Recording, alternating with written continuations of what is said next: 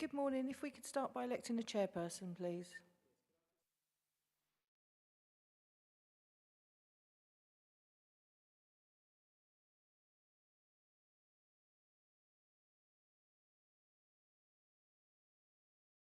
Sorry, can you take your seat, please? Please take your seat.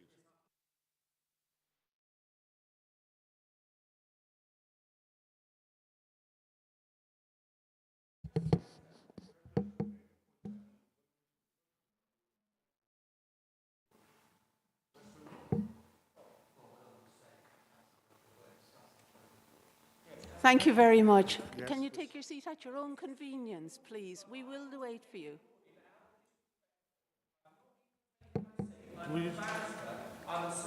Can you sit down? You started the meeting. You actually called for the chairman nomination. I've not even taken my seat. It's a fair point to raise. Well, Can you okay, just let us please apologise sit to down? you and take your seat at your own convenience. Thank you.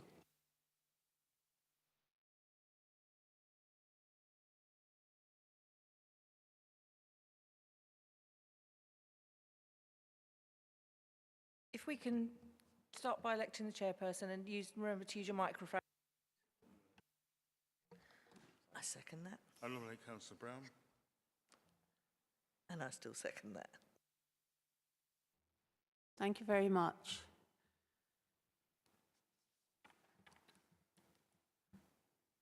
Are we all right? Are we happy to proceed? Well,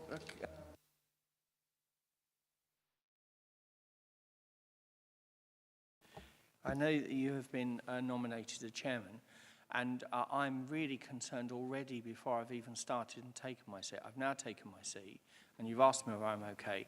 Can I just ask all members that you will not hold the discussion that I've just had against my client? My client is so nervous and upset, you can see tearful, because she wants to come here and have a fair hearing. Before I've even taken my seat, the hearing started without me even having the courtesy to take my seat. Now, we've had this exchange. She's really upset and nervous about what's going on. And she said before I came into the hearing, it's them against us. And before I've even started, that's how she feels. I just need that reassurance you will keep an open mind. That's how she feels, though, Councillor Hubbard. Thank you very much. I'm glad you made the point. This will be an open and fair hearing. It's been recorded. And I didn't start shouting at you. You started shouting at me. So let's just draw a line under everything that's happened so far. I asked you if you were all right and if the applicant was all right. I'm trying to welcome you to the hearing now that we had a bit of an issue when we started. As far as I'm concerned, that's in the past. And I'm sure the committee will just hear the evidence, both written and verbal, and we will treat each other with the respect that we both deserve. I shall just go through the format of the meeting now. We're going to call on the licensing officer to briefly outline the application, and then the applicants, and you as a representative, speaks in support of the application and call any witnesses that you may have. The objectors are asked to speak, the objectors ask the applicant or you as the representative and witnesses questions. Then we as the panel ask you or the applicant or your representative or witnesses questions. The objectors speak about their representation and call their witnesses if they have any. And the applicant, that's you or your representative, asks the objectors questions and the panel asks questions. All parties are asked if they wish to add anything to the add anything further. And then I request that everyone leave the room in order that the panel may reach a decision. And usually when we do that, we tell you whether we give you the decision today or whether it would be just sent in writing. So if I can... Councillor, do you want to put through a list of attendees? Yes. I don't think we've done that yet. Yep. Sorry, before we do that, can I just explain? We did have apologies from Councillor Peake, so he was originally on the panel but is unable to be here, so Councillor Jackson is taking his place. And just check that you haven't got any disclosable interests. I was about to go to that one. Can I ask if anybody has any disclosable, or other significant interests?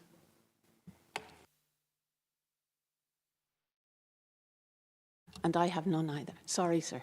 You've got...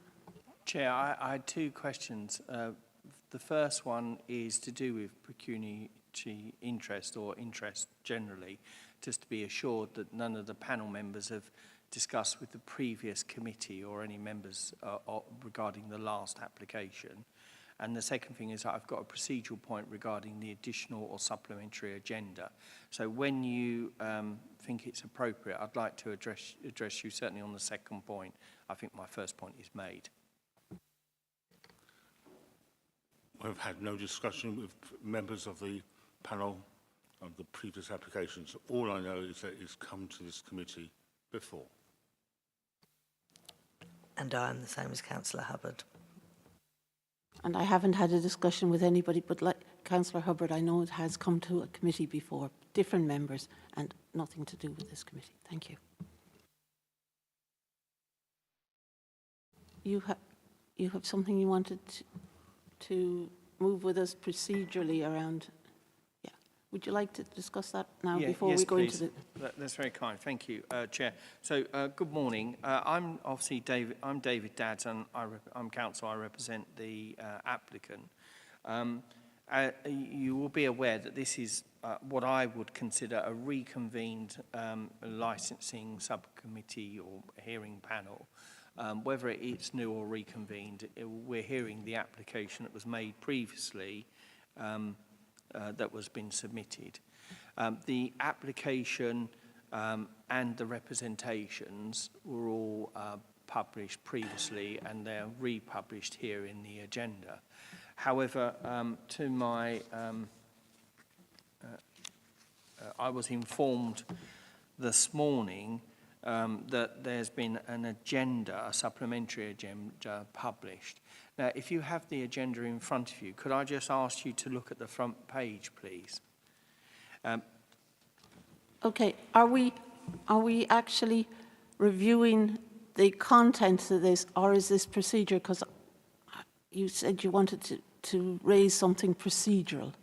I'm trying to do this in the fair and open way that it would run. And if there was a procedural issue that you wanted to raise with me, I thought we would do that before we did our introductions, make sure that you were happy with the procedure as an applicant and a representative. Yes, thank you, Councillor Brown. I am raising a procedural point, and I'm taking you through it. I'm having to take a couple of steps, so it will come apparent at the end, hopefully. I won't be too long. But if you look at the first page of the supplementary agenda, it's dated the 13th of July. Can you see that?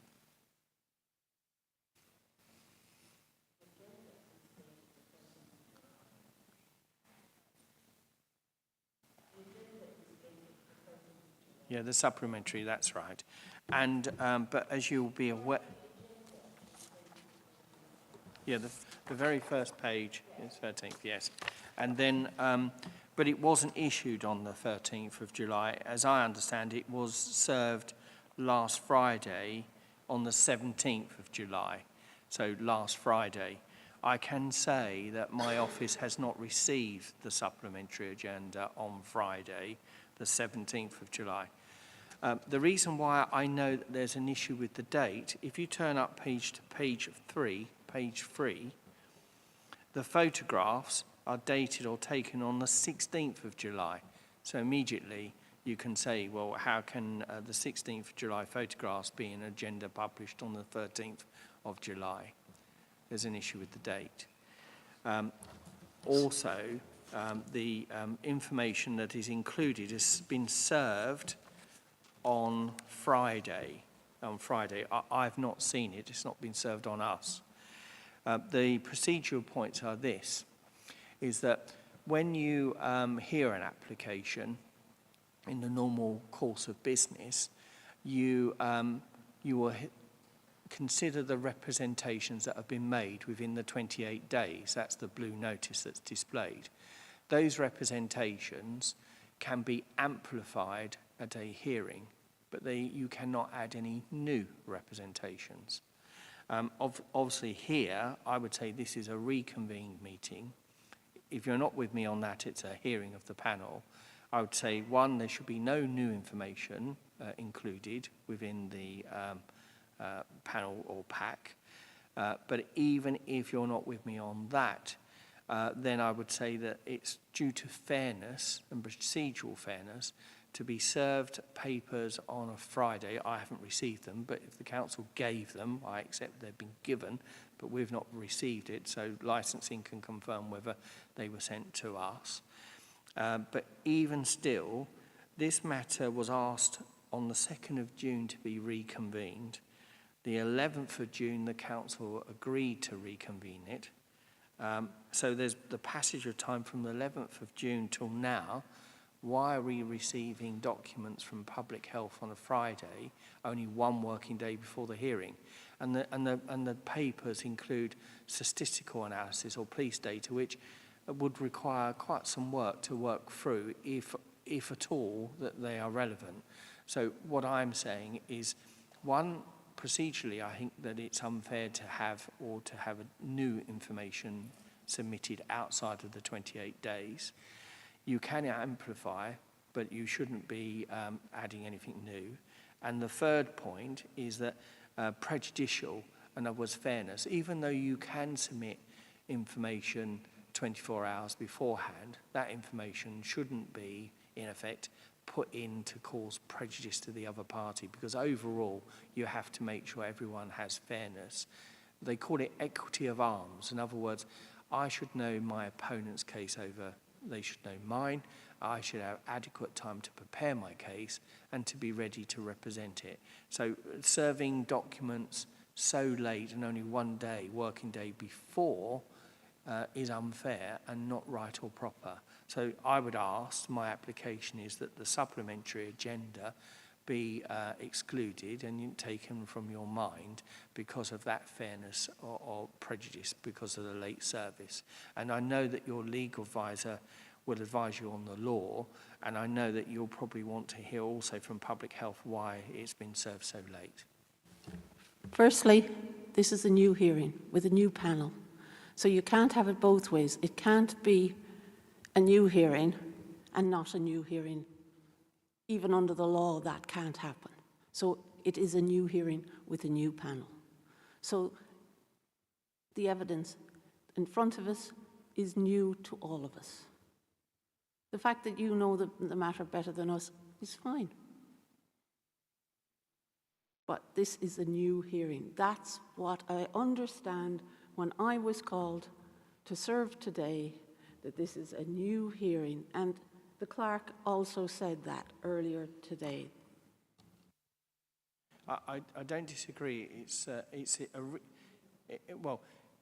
it's a new hearing, it's not a new application. So therefore, you're hearing the application that was made previously on the same papers. Councillor Hubbard is shaking his head again. I don't know what's going on this morning. But the point is that one should not make your mind up until you've listened to all the submissions, and you are to be impartial and independent. I wouldn't see a judge doing this or a tribunal member doing this, and I don't expect the same here of Councillor Hubbard. I'm trying to make representations. It's very off-putting if the person I'm putting representation to is shaking their head at me. I'd rather just listen to what I say. You may disagree, and that's your right to disagree, but I should at least have the opportunity to respond. Now, I'm not being discourteous, I'm just doing my job. I'm saying that this might be a new hearing or reconvened. That might be academic, or technical argument.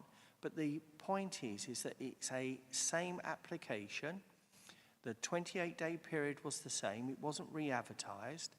The information and representations that engage this hearing have been made already. The law says you can amplify what you've written but can't add anything new outside of the 28 days. We are hearing this, and on Friday, Public Health laid new information, substantial information, which is highly prejudicial because it's only one day before the hearing. I'm saying, please, could you consider those 2 points, please? A couple of things.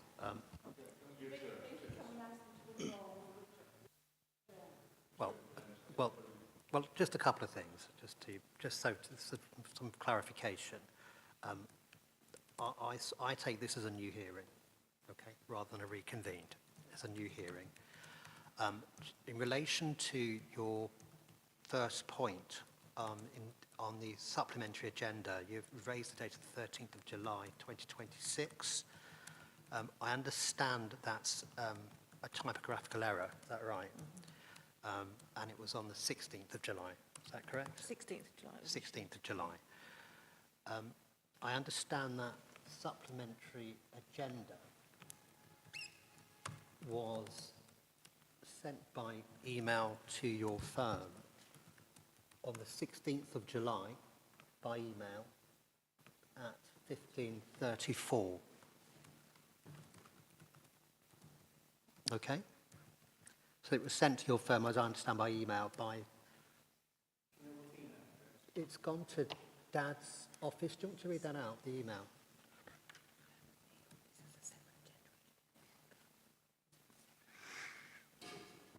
So it's office@dads.co.uk.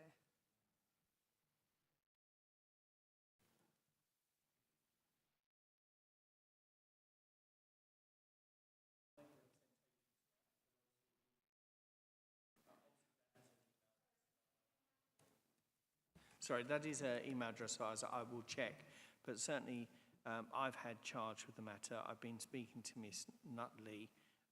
They have been communicating with Louise Bailey and myself through an email, so it looks like they used a completely different email address to send the supplementary agenda. But I will check nevertheless during an adjournment whether we received it. But that's neither here or there. Even being served on Thursday would only give you Friday and Monday. And as I say, in any event, I'm not there no disrespect, I'm not there waiting and not doing any work. I was completely engaged on Friday and completely engaged yesterday.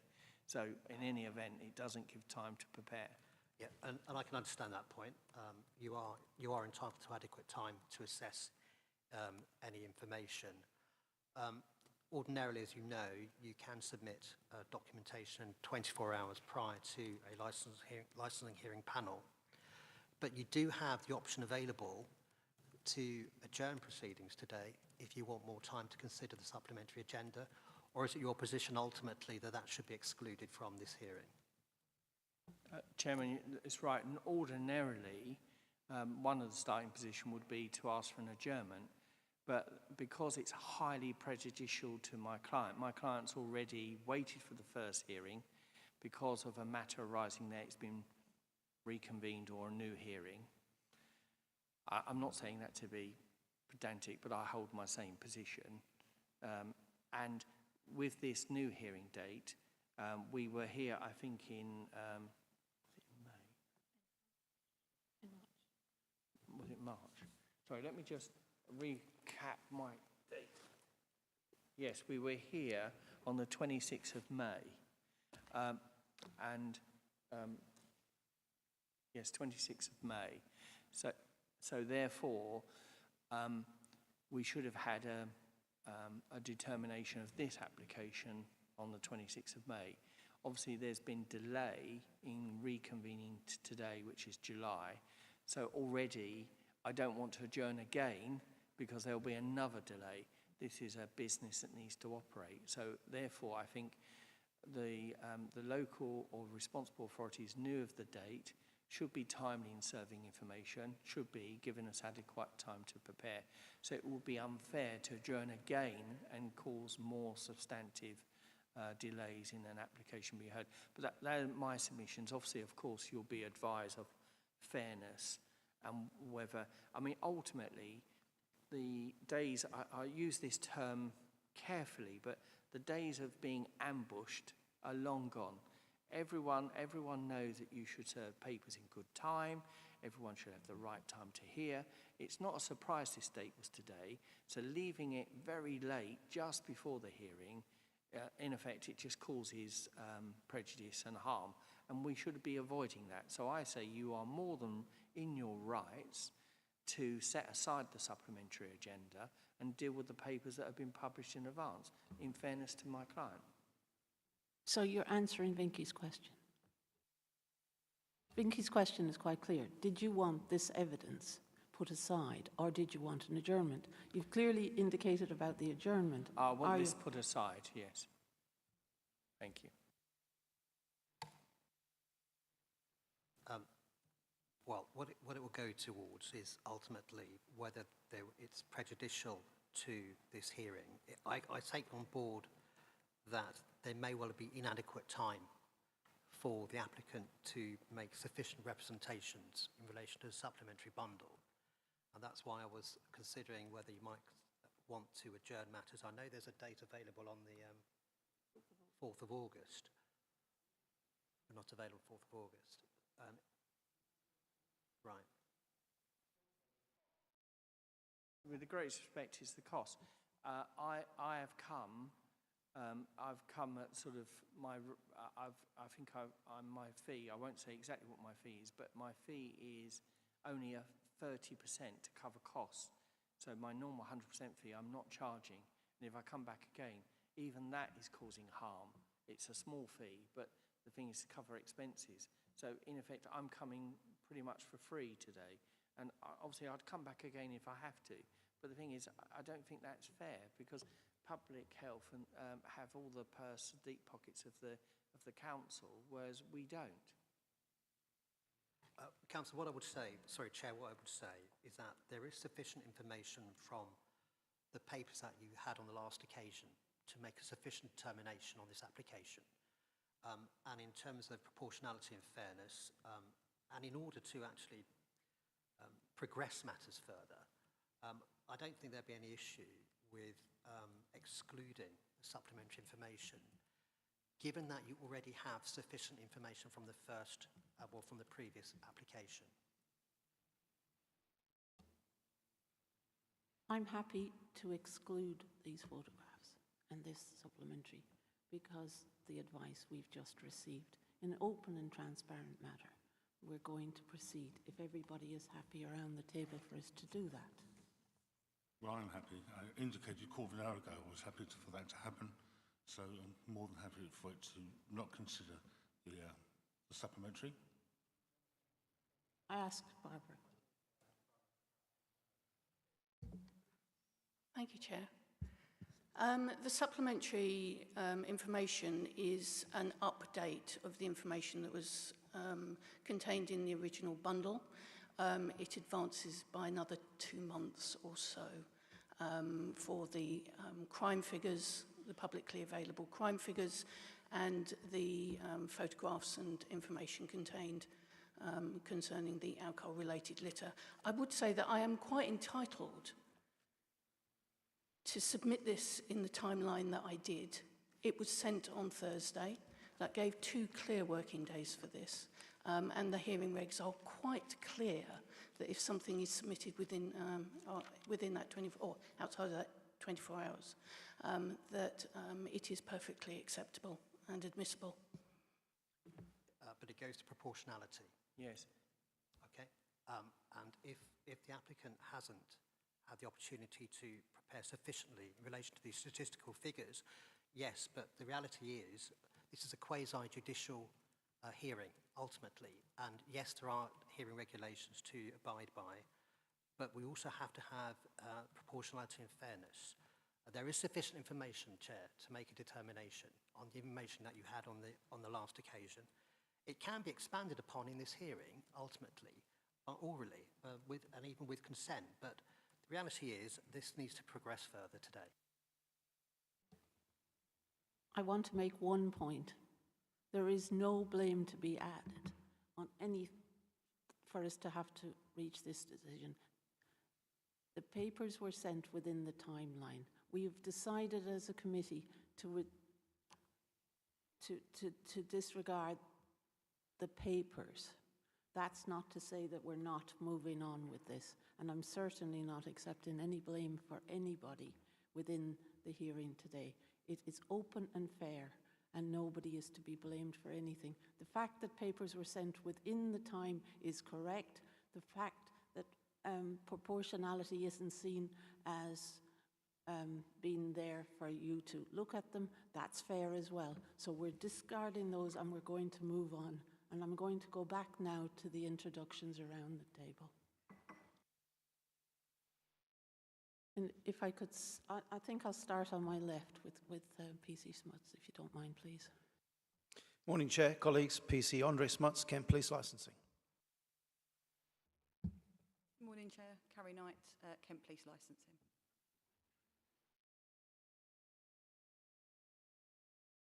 Good morning, Chair. Barbara Murray, Public Health. Councillor Stephen Hubbard, member for Finsbury, Strudel from Finsbury. Councillor Hazel Brown, I represent Twiddle Ward and I'm chairing this committee today. Thank you. Hello, Councillor Sharon Jackson, when I've got a frog in my throat, representing Strood West, but also a committee member today. Morning. Nicola Couchman, Democratic Services, here to keep a record of the meeting. Thank you, Christian. I'm the legal advisor to the panel. Katie Honeywood, Assistant Licensing Manager. Good morning, I'm Alex Regis, Raj Kalasuria. And good morning, I'm David Dowds, counsel for the applicant. Thank you, everybody. We've already done the disclosure of pecuniary interest, and now I think we shall move to asking our Assistant Licence Manager to briefly outline the application for us as the licensing officer. Thank you. Thank you, Chair. Good morning. On the 27th of March 2026, we received a new premises licence application for Best Food Centre, 15 to 19 New Road, Chatham. An appendix of the cumulative impact assessment called Chatham High Street can be found as Appendix A of this report. It is attached for information as the premises is located within this designated area. It can be found on pages 11 to 13. This application is for the sale by retail of alcohol as off sales daily between 10 a.m. and 10 p.m. A copy of the application plan and additional conditions can be found at Appendix B on pages 15 to 34. During the consultation period, we received 3 representations. We received a representation from Public Health on the 22nd of April relating to 2 of the licensing objectives, the prevention of crime and disorder and the prevention of public nuisance. This can be found at Appendix C on pages 35 to 51. Representation was received from Kent Police on the 23rd of April relating to 3 of the licensing objectives, the prevention of crime and disorder, public safety and the prevention of public nuisance. This can be found at Appendix D on pages 53 to 59. We received representation from a member of public. This can be found at Appendix E on pages 61 to 62. It is for the panel to decide on the appropriate action for this application, taking into account all the evidence brought to your attention, both written and oral, alongside the Licensing Act 2003 and its associated guidance. The panel can decide to grant the licences applied for, amend the application, add or amend conditions, refuse the application. Thank you.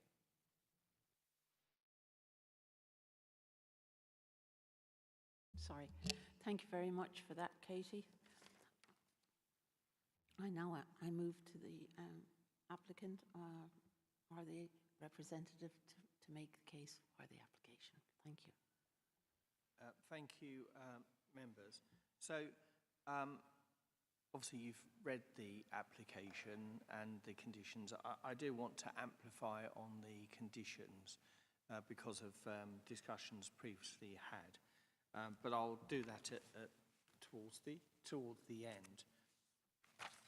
You have, in effect, a fairly straightforward application for, in effect, for a convenience store to sell alcohol, and the times are quite modest.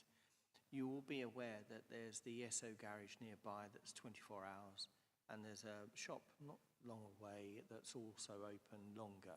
So there are already probably 200 metres of each other, other premises selling alcohol.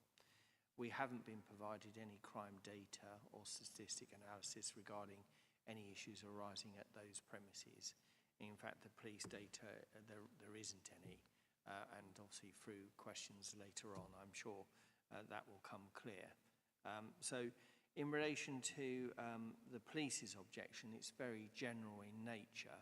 and not specific. It does rely, they rely on the cumulative impact assessment. And I would say it's very similar to public health, but I'll deal with that in a moment. The framework regarding cumulative impact policy, you may be aware that you've recently changed your policy in the last, it was in May, where your own licensing policy statement sets out that the cumulative impact is not is a strong statement of intent of the starting position. In other words, you will start from that position having regard to the cumulative impact assessment, but it does not reverse the burden. It's not that we have to provide evidence to rebut it, a rebuttable presumption. Your policy has been updated, and the reason for that is that there was legal argument in a court case in this county, which I dealt with. In fact, it was the local authority and myself. They was as the second respondent, I was the first respondent, and we were successful in challenging that proposition. In other words, a cumulative impact policy doesn't change the starting point. The starting point is you look at each application on its own merits, that there's not a rebuttable presumption, the burden is not on us, and in fact the burden is on those who object to satisfy you through evidence that the granting of this license will undermine the licensing objectives. Because if it wasn't for their representation, there's no blame, I'm not going to be blaming anyone, but through if it wasn't for their representation, this license must be granted. So therefore we look at their evidence and to see whether their evidence withstands the scrutiny it will be held at this committee, and that's what the statutory guidance tells us. The criticism before at the magistrates is that the representations made by the police service are just general and vague. And that vagueness is not very helpful. It's not helpful to you, it's not helpful to us. One has to be a bit more specific. If you're going to refer to the cumulative impact assessment, you would then normally look at how old is that data, is it relevant to today, is it relevant to this premises or the general area. But in any event, you would look at the evidence that is available today. They can, of course, point to it and say it's there, but there might be an update because that evidence which was collected is quite historic. It's not up to date, and you will need to at least see the up-to-date position. Now, there is a statutory guidance that says, amongst other things, when you are considering cumulative impact policies,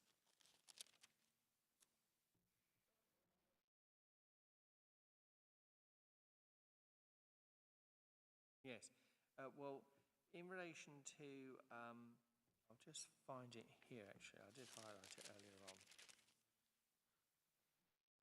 So the 1440 sets out, amongst other things, that the cumulative impact policy sets out a strong statement of intent and about the approach for granting a license. And of course, that's important for you, but it's not a quota, and it's not saying we've got enough. You need to look at the specifics. And at 14.41, it says out, amongst other things, that the cumulative impact assessment must also stress that it does not relieve the responsible authorities of the need to make relevant representations where they consider it appropriate to do so for the promotion of licensing objectives. Anyone making a representation may base it on the evidence published in the CIZ or the fact that CIZ is published. However, it remains incumbent on all responsible authorities and other persons to ensure their representations can withstand the scrutiny of which they will be subject to at a hearing. Of course, each application is on its own merits. And it says at 14.44 that cumulative impact policy should never be an absolute. In other words, you will still look at the evidence. You'll still need to consider the application. So this bit is the important, I would emphasise the important paragraph. It says, if the licensing authority decides that an application should be refused, it will still need to show that the grant of the application would undermine the promotion of one or more of the licensing objectives, and that appropriate conditions would be ineffective in preventing the problems involved. In other words, you know, you'll go through a number of steps, including whether one of the steps must be you look at conditions. Can we deal with this with conditions? Because if we can, then you're in effect being guided that should be the appropriate place. Now, I know that you are experienced and I know that you will understand that, but it is important that I just reiterate that today, because previous hearings we've had to, some of those points have been missed, and so I think I want to lay it out very clearly here so there's no mistake at all. I thank you for the clarification and making sure that the whole committee is aware of the statutory guidance, and it is a helpful reminder to us just to refresh our brains, but we are a pretty experienced committee, but thank you for that. I really do welcome it. No, thank you. Genuinely. And I'm not trying to teach you how to suck eggs, as it were. I know that you know that, but I need to set it out so that if you know, you could grant, you could refuse, and obviously if you refuse, there's rights to appeal. So it's important that I set out clearly the stall here. In relation to the proposition, we set out a number of conditions which I know you're aware of in the agenda. Last time we were here, and it's fair to say that there were a number of matters raised, and one of them was about home delivery. So what we are saying is in relation to a condition, so I'm just looking for those conditions, bear with me. At the moment, you've got some quite robust conditions here regarding preventing of street drinking. You have a cap on the strength of the alcohol for the beer, lager and cider of not over 6% alcohol by volume. The local government association scheme, which is called Reduce the Strength, recommends 6.5. So actually this is even lower than that. So that is a recognised proposition to deal with street drinking. So if you don't provide the drink of choice, then they're not going to be attracted to come and drink lower strength alcohol. And that's the local government association scheme. There's no single cans condition, and staff training and supervision. The premise is committed to signing up to Licensing Connect, which is training and a system that is very robustly put together to make sure that staff are appropriately trained, understand the licensing objectives, what's required of them, and how to deal with matters that may arise from time to time at licensed premises. I would say robust because the Licensing Connect has been written by me, developed by me, to be a robust system during COVID. In addition to that, we have offered up with the police service, having discussion with PC Night, to join the radio scheme. I apologise, I can't remember, I knew last time, but it's like a town link radio, but the Chatham radio scheme. And we've already been in touch, and we know the cost, and we're committed, and we've offered that for 1 year. So we would offer a condition to join that for 1 year. Obviously, if we see that that is a benefit, then we'll continue to renew. But at the moment, it may be that it is relevant or is not, because of where we are located in relation to the town. there are many other premises selling alcohol before our premises. So if someone wanted to buy alcohol, they could go to a number of shops to buy it. Why they would come to us, I do not know. But in any event, we'll join the scheme. So if someone is refused elsewhere and they share that information, we will know about it. The next thing is that, if I've already said it, that we will have no deliveries like Uber or Just Eats or anything like that. The previous chair was quite keen not to have any deliveries, and we've said that we would offer that. Lastly, there was a request, I think from the police service, that there should be a personal licence holder present at all times. I said that's quite onerous and quite expensive, and we offered it at peak times for the evenings. But since then and now, my client says, look, we're really keen.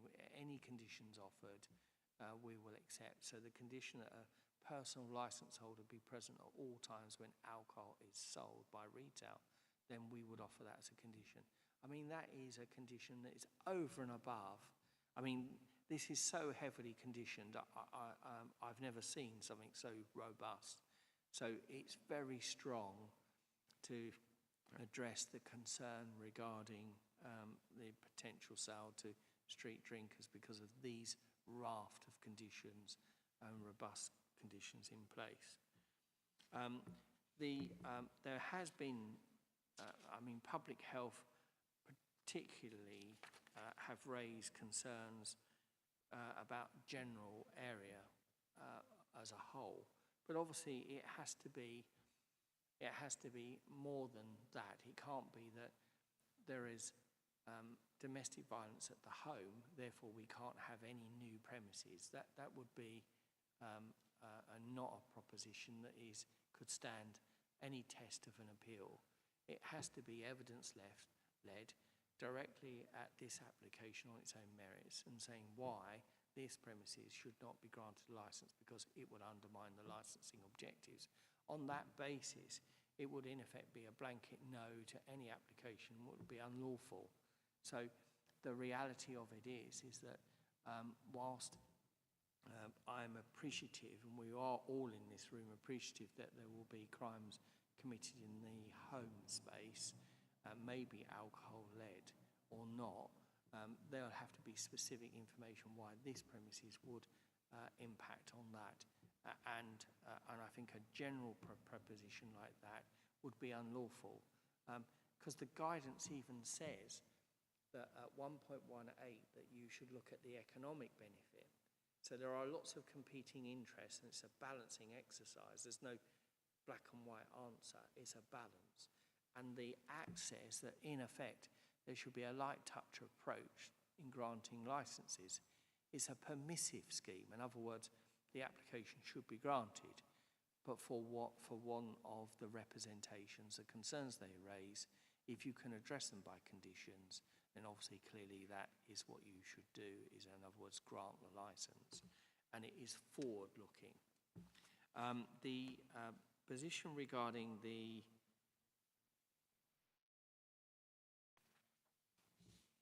assessment of the information by the public health, it is in effect going on to the police website, data website, and screenshotting the ward as a whole. I make no criticism of the Miss Murray in any way, or Mrs. Murray. I'm not too sure how to address Miss Murray. But no criticism of her personally, but she's not a statistician, and she is in effect drawing this information off a public website, and it's very general and vague because it's ward data. You don't have specific areas, you don't have specific days, you don't have specific times, you don't know whether it's relating to matters arising in the home, in a workplace, in the street, or where it is. It's generic in nature in that sense. And this is why you would have ordinarily a statistician by the police service providing a report saying, here's the hotspots, here's the data that relates to alcohol-related crime. Because at the moment, this data doesn't assist you in any way, shape or form. And Ms. Murray is not an expert, she's not a statistician, and any report in relation to that should be treated with very great caution, and I would say little weight, if any weight at all, because she's not professionally qualified to put that forward in that way. They are, in effect, Kent Police's information. Now, you would normally look to the police as the main source of advice, but if the police have not provided the statistical analysis and the data, then that's a matter for them if they haven't. But it shouldn't be for another party to do that, but do it in this way where they don't have the background information to it. So, for example, violence and sexual offences, you don't know whether that's committed in the home. So, for example, domestic violence ordinarily probably account for a third of crime data, but most of that, if not all of that, is committed in the home. And some of those calls are repeated calls to the same victim of domestic violence or complainant of domestic violence. So what I'm saying is that the data that you have is very difficult to interpret and to understand, and that's, I'm not saying that for you. I can't do that because you can't drill it down. You can't have a look at it and say, okay, how many of those relate to alcohol? How many of those, what's the date? What's the time? How many premises or individuals? Is it the same individual? Is it repeated? A lot of that analysis is not there. Is it tied? And on that basis, it has little or no weight. In relation to the police evidence, I've already made some comments. The issue is that I have with this is that they talk about Turning Point, Medway, Treatment Recovery, Caring Hands, Open Road, the church, the probation office. I looked at those addresses, Chair, and you'll be all familiar with those services in your district borough. And you will know that actually there are premises much closer to those that are licensed. I looked at it. There are restaurants, bars, off licenses, much closer to Open Road and Caring Hands than there is to us. So if someone was going to go to Open Road, there are already off licenses, pubs and bars much closer to Open Road than there is to us. They wouldn't come to us and then go to Open Road. So this proposition that because there are a service nearby, that somehow someone will come into us and be vulnerable is not a proper proposition because of the locality of the other premises nearby. And there's no information provided that those premises that are closer to these services have caused the undermining of the licensing objectives. There's no data of that at all. And the probation service haven't raised any objections to this application. They could be, they're entitled to make representation. I made this clear last time I was here, so they could have been contacted to ask for a statement, served in advance, served in good time, but they haven't. And that we believe that the probation service being there, we will not impact on our service or on their services. Now, in relation to that, these conditions are robust. We don't believe that the probation service will be affected in any way. They haven't provided any evidence. You don't have any evidence of that. And that the proposition that these other services have been provided, some of them are a substantial distance away from us. And as I say, they're services that you would normally get in a city or town centre in any event. So you wouldn't use that as a basis to say, well, we'll have no more licences. Yep. The magistrates have already recently granted a licence, I think it was to Monarch Store, and with conditions. and the magistrates were satisfied. In fact, it was much better. It's a much better proposition. They were satisfied that the person who made that decision, who I don't know who it was, a committee here at the council, they got it right, because they say, with appropriate conditions, this licence can be granted. I think it was the vice chair. I don't know if you're the vice chair, so I don't know who made that decision.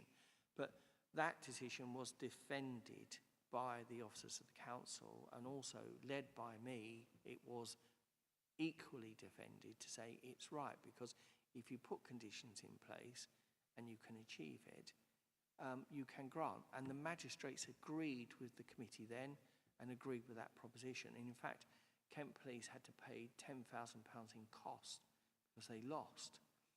So it has a big impact.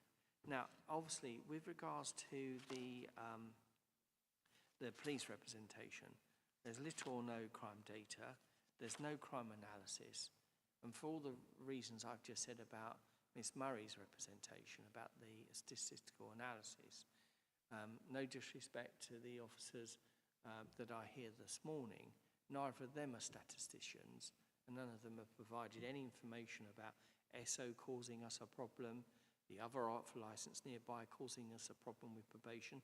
There's no information of that. And they've been there selling 24 hours, selling beyond these hours. There's no evidence at all that actually, day to day, those premises are causing any problem to probation, or any of these premises causing a problem to open road. There is no evidence. And so they would be duty bound to bring that evidence to you to show you. And lastly, I say this, is that the statutory guidance is clear that any decision making that you make must be based on evidence. And obviously it can't be what you feel, no disrespect, you wouldn't do that anyway, you do it on evidence. And I'm saying the evidence that's provided by the responsible authorities are lacking of detail, they're vague, it's a repetition of the appeal before Monarch. I know each application on its own basis, but I say that here. So on that, for that reason, and with the robust conditions that we have offered, we say we can promote the licensing objectives. This is a business that wants to trade and provide, wants to employ staff, wants to pay local taxes and national taxes, and wants to have economic prosperity. You will be aware, as I've just said, 1.18 of the statutory guidance and 1.19 says that you can now take into account, and you must take into account, the economic growth and prosperity, because town centres need their shops and they need to be paying their business rates. You don't want an empty shop. And we say that this is important. It's part of the mix. People come in, ordinary people, not street drinkers, that want to buy goods and services, maybe pick up a bottle of wine for convenience, and there will be local residents that want this. Now, you'll be aware that no resident, we've got one interested party, but no resident has objected to this granting of licence. Not one councillor either. The only individual that has objected is a previous tenant of the shop. So it's not a member of the public in that sense. So treat that with caution. So the reality of it is that no member of the public that lives nearby has objected to the granting of this licence. And I know that you're democratically elected by their residents, and the residents, I think, have spoken volumes. They don't object. And so environmental health have not objected, or noise or antisocial behaviour, noise nuisance. So these are really key things to take into account also. So those are the representations on behalf of the applicant, and I'm happy to answer any questions you may have, Chair and members. Thank you for that comprehensive assessment. We have a hearing now, and we will go through the process. I will have some questions later when it's our turn to ask the questions. But what I'd like to do now is to go through and ask the objectors for their questions to you as the representative and the applicant, please. Can I start with please? If that's okay, Chair. Thank you very much. Thank you very much for the comments that you've just made there. I have a couple of questions which I hope you might be able to clarify or expand upon or answer. and forgive me, they may be in a little bit of an odd order, so bear with me, okay? You touched upon the previous hearing that we were at, and what I will like to say before I go any further is that I've treated this application on its own merits, as we were discussing earlier, and I've treated it, like I say, on its own merits, okay? Sorry, this is quite loud, sorry. As you've previously mentioned, as you mentioned there, you've touched upon the previous hearing. I've treated this one on its own merit, and as far as I'm aware, I haven't had any confirmation that you've decided to have Safer Medway Partnership or the personal licence holder on site. So I wasn't aware of that, and prior to you mentioning it just there, I'd just like to make that comment. The other one I would like to talk about is you've mentioned about crime data. I'd like to have a better understanding of how much research your client has done to establish what is the problem in the area, or what have they identified as being problems. Thank you, Chair. Well, firstly, yes, this is a new hearing or reconvened, but the application is not new. The application was made previously as set out by the officer, and there has been discourse between the police service, Kent Police, and ourselves, and we have already indicated in public that we would sign up to the partnership. We've done that, and in fact I did that in writing before in advance. And also the personal license holder, we have said we would accept it, but limited for, normally the evenings or after school time, just to try to manage that, because it has a higher employment cost. But that being said, we're offering it now because the police asked for it. We're offering it. So on that basis, in effect, that's satisfying a couple of steps that they asked us to take. In relation to the crime analysis, it's an interesting question. What I think the police are seeking to do is to put the burden on us. And I think they've misunderstood the process. And there's no criticism here, it's just a discussion. But the Licensing Act is very straightforward. You make your application, you say what you look to do to promote the licensing objectives, and there has been consideration that the council say it's a tough trading area or cumulative impact, and on that basis you've got conditions like single cans reduce the strength, and these are what would be expected for an area where it is said there's a saturation, although I haven't got the statistical analysis for that, but we accept there's a policy. It isn't for the applicant to go and do crime analysis. They're equally not as qualified as the police are qualified. The burden is on the police. If the police want to raise an objection, it's for them. Yes, it is. I haven't finished, but if I could finish, I'd be grateful.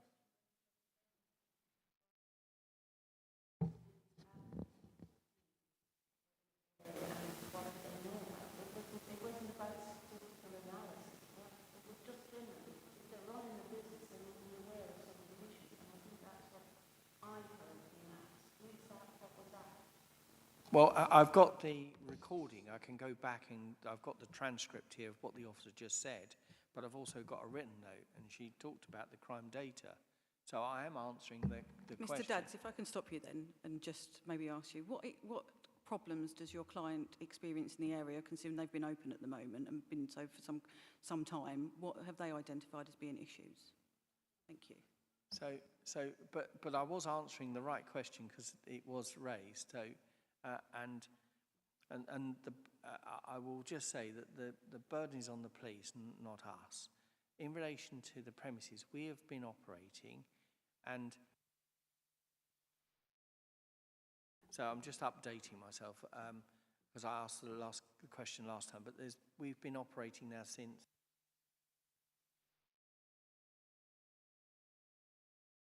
last September, I think it is, and we've had no cause of concern at all. We've had no material matters arise. And when we considered the application, obviously we had regard that there is a concern regarding street drinking, and that's why we put forward those conditions. We have not observed any street drinking at our shop or near our shop or even near the probation office. We've not observed any street drinking. In fact, Chair, I went and did a visit when at the premises, and I had a walk around, no different, and I remember that street very well because there used to be a nightclub down the road, and I think I came here nearly 20 years ago to argue that application because you got the sorting office. And when I walked along the street, there's only a few people walking along. It's not somewhere where someone will congregate, or I've not seen any, and I've certainly not seen any evidence from the police that there's any hotspot in that immediate area.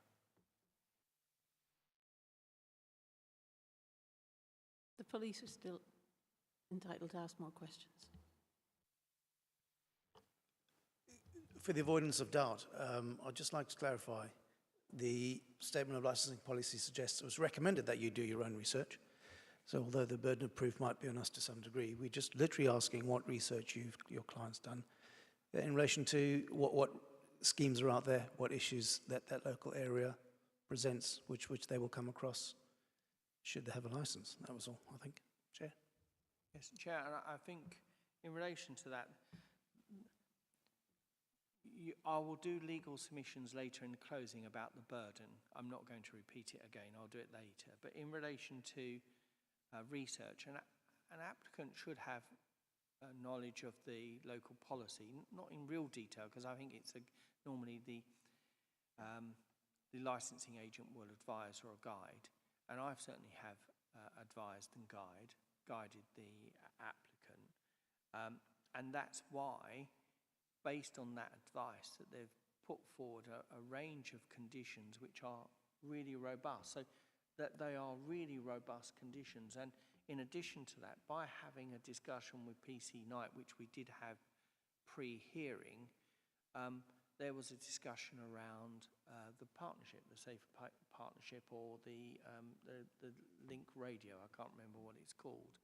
And we said, okay, let's have a look at that. And we did, and we engaged with the partnership, understood what it was about, what information they could share, and the cost. And all that was researched beforehand and agreed to as a condition that we would do that. So being part of that network within the town centre, notwithstanding the conditions we've offered. So we have taken reasonable steps. The applicant's taken reasonable steps to engage council and advice. And in fact, it was only through, and I thank the previous councillor, I can't remember his name now, I've written it down somewhere. Bear with me. Where that has gone. Oh, here it is. Yes, what it is I think it was Councillor MacDonald that, and answering directly your question, Councillor MacDonald, after a first hearing, spoke to my client and gave them the business card and said, look, go and get yourself some advice and reapply, because we don't think he was of the view that they weren't really properly represented. So he gave the business card, said go and get some advice, and that's exactly what they did. They went online, got some more advice, instructed me, and that's why I'm here, and we reapplied so that we can make full representations. More questions? Thank you. PC Knight. Thank you, Chair. If we could just move on then. You've brought up, and it just maybe to clarify a few things from what I understood from you said earlier, regarding Licensing Connect and the training that is available to your client via your platform, for better want of a word, or training. Is that majority online, or is there any sort of conflict management exercises that take part in that? And how will that go towards, say, street drinkers can be problematic, drunk people can be problematic. Is there anything with regards to conflict management? Yes, the Licensing Connect service, it's web and app based, and it's digital, so it has instant books, refusal books, accident, and all the resources that one would expect a licensed premises to have. And a part of that service, it also has a sort of an AI assistant that you can ask questions. So when I was at the National Police conference, a police officer asked, can you ask it a question, what happens if someone comes on the premises with a knife? I asked the question and it gave the correct response. So in effect, it's almost like having a David Dad sitting on your shoulder, and you can ask it any question and it will give you a licensing answer or an answer. But in addition to that, there is training within it, which I've written with Highfields. So Highfields have approved it. So it's provided in partnership with Highfields, a national training provider. And part of that is about understanding conflict, refusal, and how to manage refusals and to de-escalate, keep yourself safe. And obviously, matters can happen from time to time. So if a licensee has a problem with an individual, they can call the local police service if required in a genuine emergency. But there are able and plenty of tools to assist within the Licensing Act and within their training as a personal licence holder, because there will always be a personal licence holder present to deal with conflict, because the personal licence holder, of course, also deals with conflict management. Thank you. How many members of staff do you envisage having on at any one time?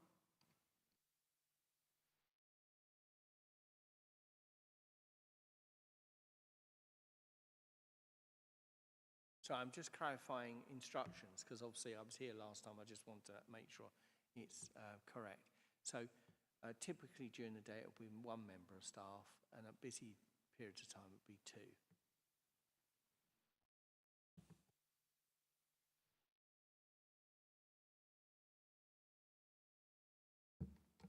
That's me, done. Thank you very much, Chair. Thank you very much. I'm moving now to Ms. Murray, if you have any questions. You sure? Okay, thank you. Oh, thank you. Members, we move to questions. Yeah. Councillor Hubbard. Just some clarification. There seem to be two addresses. So the address, the application, and the actual address. So we have 15 to 19 New Road, and then you refer also to 19 New Road. You also referred to the premises as, what's it now? It's a title of the, yeah, so,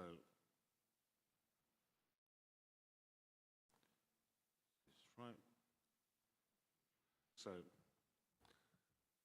in the application, you talk about Best Food Centre, when in fact you can see from say Google Maps, I just clarified it, it says Best Food Centre. So the main one is actually the application site. 15 to 19 includes the hotel, includes a house restaurant, plus 19. But I'm a little bit confused that your application has both addresses. So can you just clarify? Yes, I think I've got the question. You were competing with other machinery behind me, but the public notice that's displayed and in the newspaper said 15 to 19, and obviously that includes the hotel and the others, but the blue notice was on the sign and advertised. So it's whether it's 19 or 5 to 19, it includes our premises, and that is how it's addressed. I don't think anyone's raised a technical or any issue that no one's been properly informed. I believe everyone has been properly informed.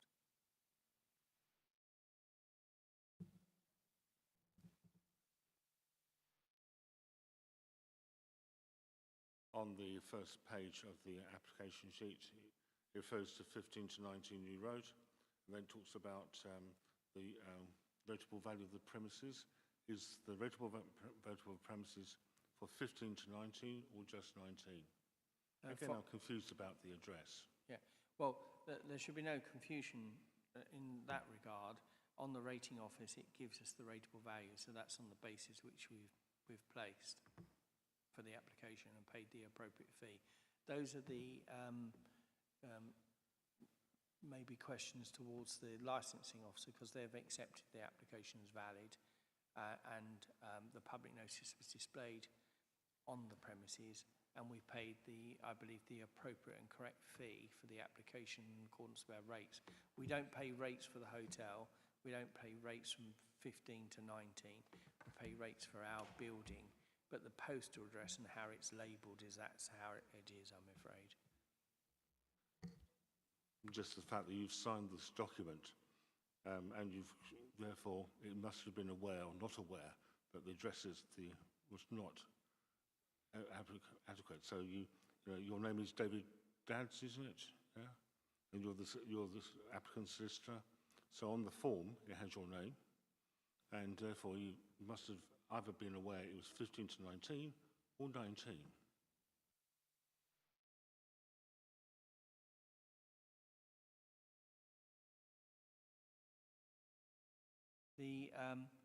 You're correct that the application is made. The postal address, and that's an address that we believe is a correct description, is 15 to 19 New Road, and that and it bears my signature, a digital one, and there's nothing wrong with that at all. And if you think that, I think it's a very serious allegation. You're trying to suggest that I have done something improper, and I think it needs to be clarified that you're not asserting that in public, as I'm a professional. I'm not making any allegation, just trying to clarify what the address is.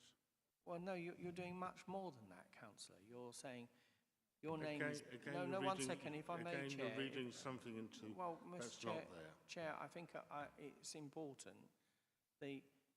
I was in effect being said, and I've got the recording and the transcript, we can go back if need be, but this is your application, it's your firm, it's your name, you've signed it, you must have known. There's an allegation there, and I think it's most improper to make such a suggestion in public. It's being recorded. The address, postal address 15 to 19 is correct. We've put that on the public notice, and we've explained how the address, postal address is Sorry, there. Can I stop you here? Yes.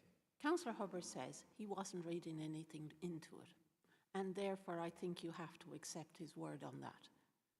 He's an honourable man, he's been duly elected, he's doing his duty here, and I don't think he read anything into it. He was seeking some clarification, which I understand that you have given him now.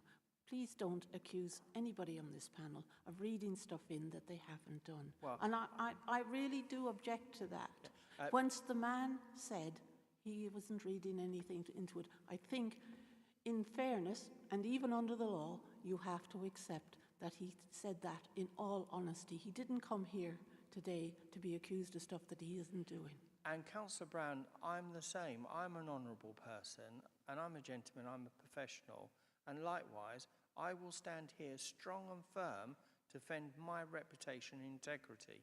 I will not be accused of something inappropriate, and that's why I was clarifying it, and I think it has been clarified. And to say for the record, I have not accused you of anything, I'm just clarifying the address. Yes, and the Councillor Brown, I think it's like coming back to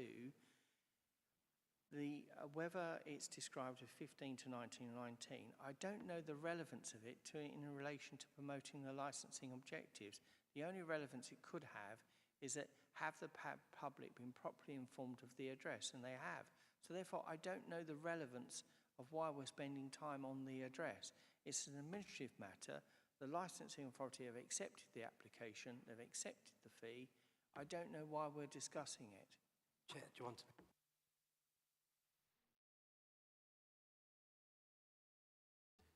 Councillor Jackson, have you got any questions? Thank you, Chair. I just want some clarification. So, are you saying that you now will accept all the restrictions and everything that have been written down? And also, you mentioned home deliveries and you said you wasn't going to use Uber or Just Eats. Does that mean that you won't do any home deliveries, or you're just not using them companies? And the last one is clarification over staffing levels and the training of them staffing levels at the time. What are you accepting in one person to be at a busy time? What are your busy times that you're doing? And will they be trained up to and hold the proper licenses? Yes, thank you for those questions. Firstly, yes, we're accepting all those robust conditions and the additional one regarding a personal licence holder at all times. No deliveries, home delivery whatsoever. We're not going to employ people to deliver. We would use delivery providers, but we're not going to do a home delivery. And I did say to Councillor MacDonald last time that we would hold that position probably for a year and see how it goes. And if we wanted to change it, we could come back and make an application. I think words to that effect. So there's no intention, certainly for the immediate year. And if we did want to, we'd have to come back, yeah, and make an argument for it. In relation to the question around staffing levels and training, I don't know if this just allays that concern. If we've only got one member of staff on, that one person has to be a personal licence holder, because otherwise we'd be in breach of the condition. So regardless whether it's one person or two individuals, there'll always be a personal licence holder. And during the morning time and lunchtime, it's quiet. If it becomes busy, we'd like a busy shop. If it's a busy shop, we'll have more staff. But what we don't want is to be overstaffed, having two people there being employed. One has to be a personal licence holder, one's a general member of staff but appropriately trained, having that cost and expense when maybe we've only got one or two customers in that hour. So we have to balance it. So clearly, if we are busy and more staff is required, then we will put on the staff. So that is clear. And there'll always be a personal licence holder present. So their training about conflict management, refusal, understanding licensing objectives is without question because they've got the appropriate qualification. And you can only have also a personal licence if you have no relevant conviction. So the person is a licensee, in effect, always present. I hope I've addressed all your questions. Yeah, I mean, it was just, I was just clarifying if you were going to have set times that you were going to sort of like, I don't know, between so and so, we would have this member of staff, and then, or you were just going to see how the shop was at the time, and then make a judgment on that. Yeah. That's what I just want clarification on. Just to, when I was here last time, we talked about that it might be that during the busy times, normally the evenings, we might have two members of staff.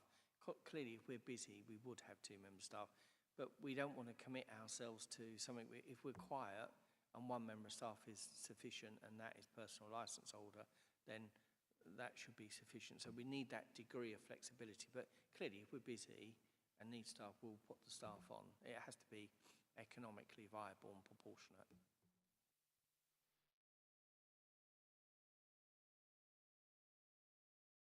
Thanks very much.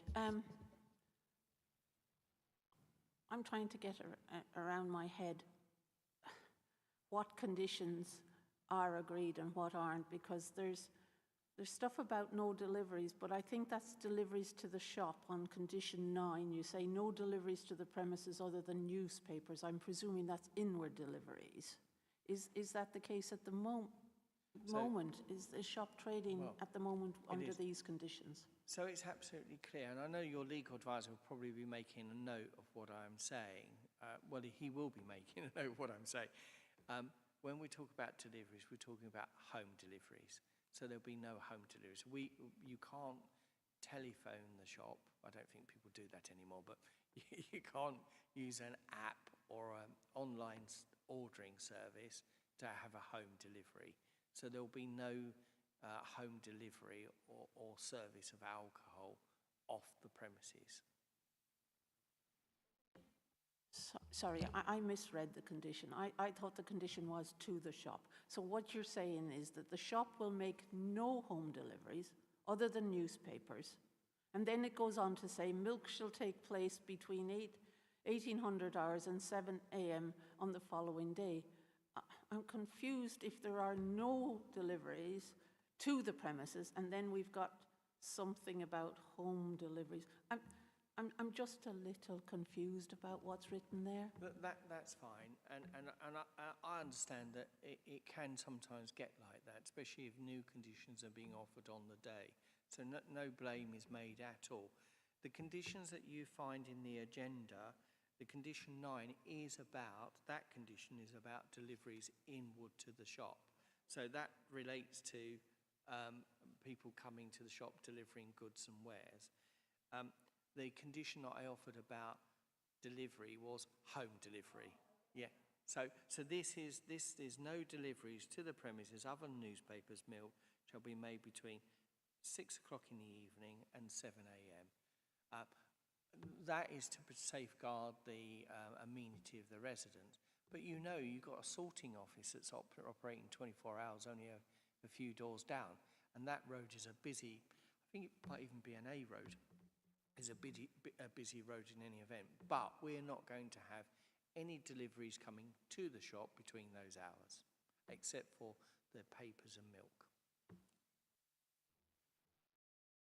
So the shop won't be open those hours? No, the shop will be open 7 to 11 p.m.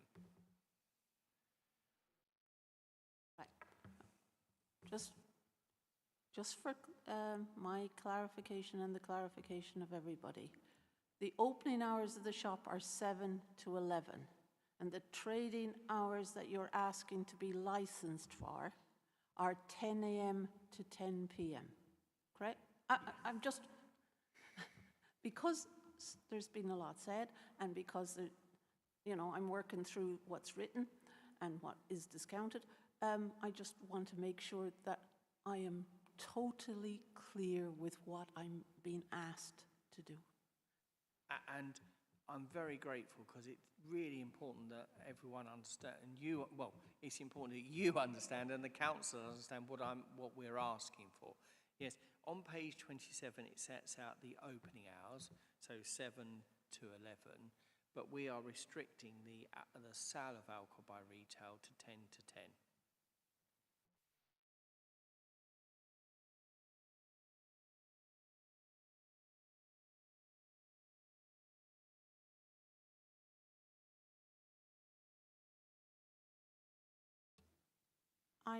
I note that on condition 21, and you did make reference to this earlier on, about the strong beer, lager and cider, and you're saying nothing above 6%.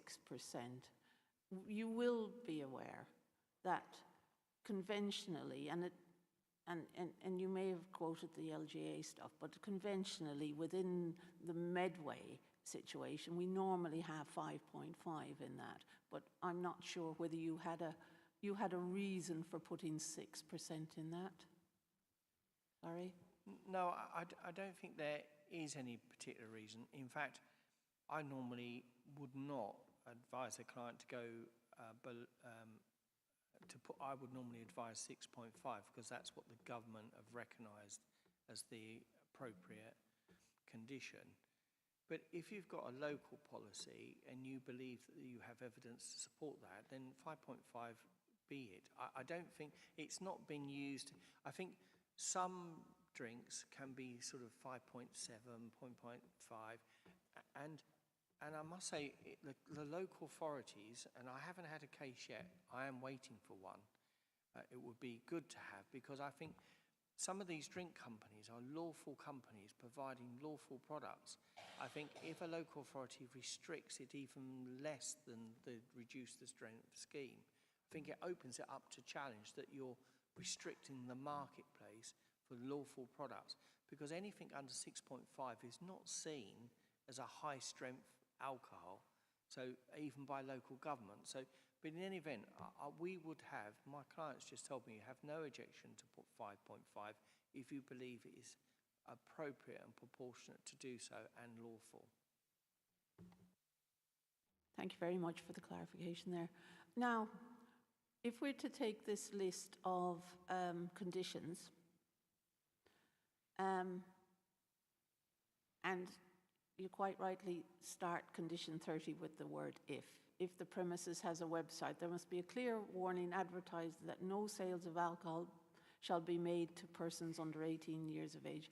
For the avoidance of doubt, have we agreed that there are no sales of alcohol being proposed from this off license should it be licensed? No, I think the question, the way you put the question, I may have misheard. I'm struggling in this hall, to be honest with you. Obviously, we're going to have off sales because that's what we're applying for, but we're not going to have any sales by the internet or home delivery. So, as you say, we're not going to have. It may be that we have a website selling, advertising what we do, but you have to come into the shop to purchase, and so. The condition, for example, 32, if deliveries are carried out by external, well, that goes now because we've offered that there will be no home delivery. Your licensing officers, when you retire to consider this application, anything that has been superseded by another condition or restriction should be removed from this list. This list doesn't form the conditions of the license. What you decide forms the conditions of the license. What I'm doing is trying to avoid actually any misunderstanding around what conditions, if any, if the license is granted. I want to make sure that we're on the same page when we leave this room, when you leave for us to consider. I just want to make sure that I have that. So 31 and 30 are gone. Sorry, 31 and 32 are gone. I think, looking at this, I think 29 internet sales delivery is gone. 30, I think 30 remains so far as they're entitled to have a website, but no online sales.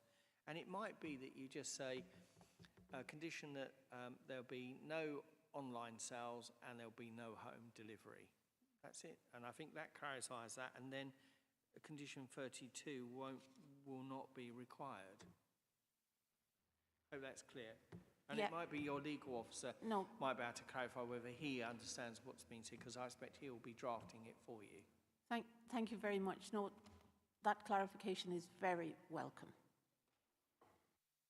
Sorry, Chair, can I just ascertain something? Are you proposing any new conditions in relation to home deliveries? Have I misheard that? Was that today you're doing that? Yeah, just in relation to the home deliveries, yeah, that's gone. Yes, we have, we offered it last time, but that's last time. Here, we're just reaffirming that we're not doing any home delivery. I actually said, and I think it's a very good point that Councillor Jackson has made, I said we're not using Uber and all that, but just to be clear that there's no other provider out there, it's just no home deliveries. That's our intention and the spirit behind it. We weren't trying to be clever in any way, it's just no home delivery. And we said that we would hold that position at least for a year last time, and then we'll review it, because obviously we don't want to harm the business, but likewise it's that balancing exercise. We'd rather get a license even under these very, very restrictive conditions and get trading at least, so that you can see we're not causing any harm. I'm sort of going back to some of the points around one member of staff and the sensitivity of the area when the client group to the probation office is in when they have to come to the probation office. Those hours are when, from what I've heard, they're not what you would call your busy hours. I'm trying to establish how you decide what the busy hours are and how quickly you might be able to bring somebody on board. The issue is to uphold the licensing objectives, but also the safety on premise to other customers and to the member of staff. I'm quite keen to make sure that should this be granted a license, that we have considered the safety of everybody and that any conditions that are placed on the license uphold the licensing objectives, but also public safety. And public safety also goes to include, as far as I'm concerned, the person or persons working in the shop.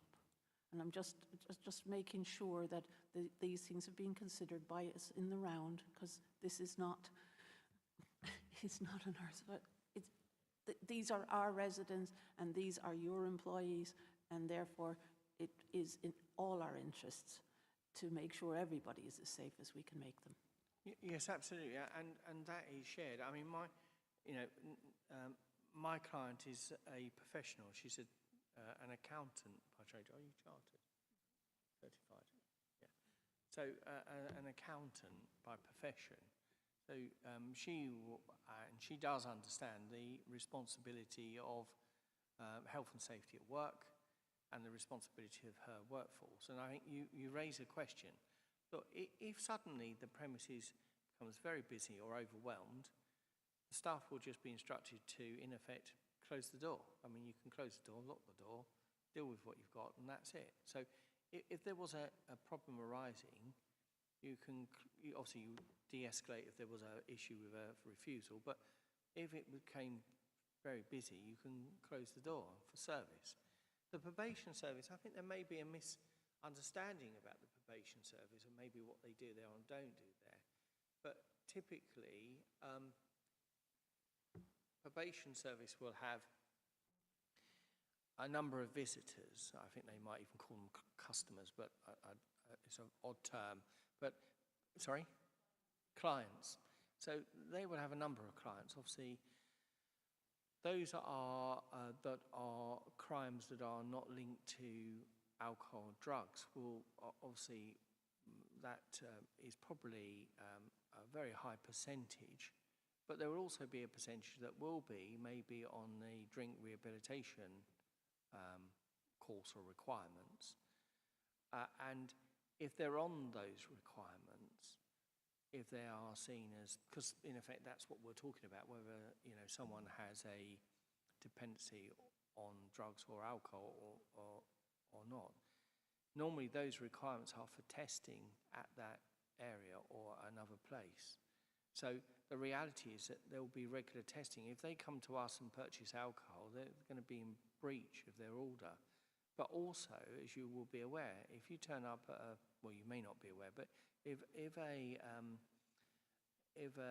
person who's been convicted, who's a client, turns up intoxicated, they won't deal with them, and they'll be in breach. And if you're in breach of your community order, you break the rules, they can put you before the magistrates for breach. So there are a number of mechanisms in place to make sure that the clients that attend are complying with the rules. Probation service would have been aware of this application, and if not, certainly the police or the council may have made them aware, but they've raised no objections, and there are other premises, many premises, I hasten to add, between people walking from residential areas that they would have to pass first, that they could purchase alcohol on the way to probation if they so wished. It's not a problem at the moment. I have no evidence before us, you don't, that there's a problem with anyone purchasing before going to the probation office. And there are shops nearby that they can do that if they so wish. That hasn't happened, as I understand. The evidence is not here. I understand the concern you raise, and I think I've addressed it. In relation to staffing, it is got to be on the basis of if we're busy, we'll get more staff. If someone becomes overwhelmed, they'll be instructed to close. And obviously there will always be a personal licence holder present, so that individual is properly trained to know or anticipate. But we've been operating since last September. This is not a really busy thoroughfare. It's serving the local community where it is, and it's a modest shop that serves the local community. We don't see it being suddenly overwhelmed. Well, I expect if it is overwhelmed, we'll have more staff. I was just wondering what your definition of busy is. Do you hold one? Because it is a nebulous sort of statement. Well, obviously it's a matter of interpretation, but I think the ordinary person on the bus, they say, I mean, I expect a busy is that you can keep more than one person occupied. So if there's constant sales or people coming in, and you need another pair of eyes and ears on the shop floor or help and assistance, then that would be considered busy. Retail is obviously under a lot of pressure and challenges with cost of wages, cost of everything. So I think it is a decision that the shopkeeper needs to make. But obviously they don't want to lose any sales, so that's important. They want to provide a good customer service, and also they want to make sure there's loss prevention. So there are a number of mechanisms why, if it got busy, they would have 2 members of staff. And the guidance helps you a little. It might be slightly off, but the statutory guidance at 2.5 regarding staffing or who should be staff, it says, it's slightly out of context, but I think there's still the gist is there. It will normally be for the responsibility of the premise licence holder as an employer, and not the licensing authority, to ensure that managers appointed at the premises are competent, appropriately trained. And I think that also goes to, staffing, who they employ. Obviously, I understand the point about protecting staff. We have that duty as an employer, and so I think it's understood.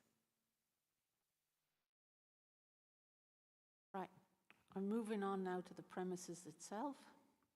And thank you for furnishing a drawing that actually has some straight lines and stuff in it. And it appears, I know it's not to scale, but I just want to make sure that I understand this.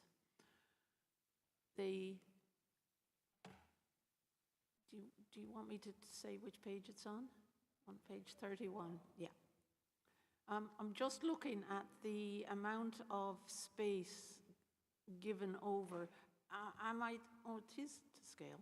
Am I to believe that the amount of space given over to spirits is even more than what's being given over to beers and other, well, mainly non-spirits? I know the wine has a separate issue at 1, but the beers fridge and the spirit area seems to be considerably more than in size. And I'm just wondering, is that intentional, or is there something else within that area? It may be that there is another item in there and it's just not labelled. Yes. I think the plan is indicative of where the spirits will be in that area. And Councillor Brown, I don't know how frequent. I mean, I don't go to shops that often, but if you do go into a shop, I don't like shops.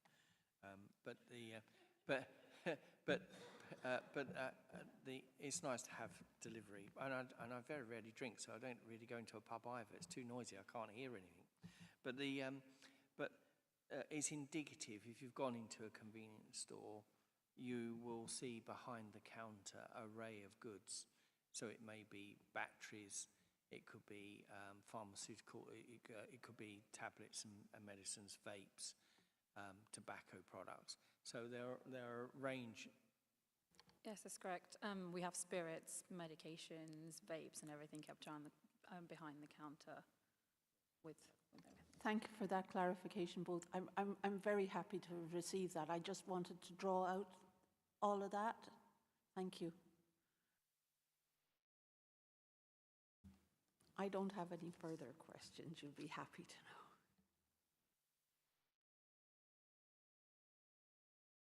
It is now, if you,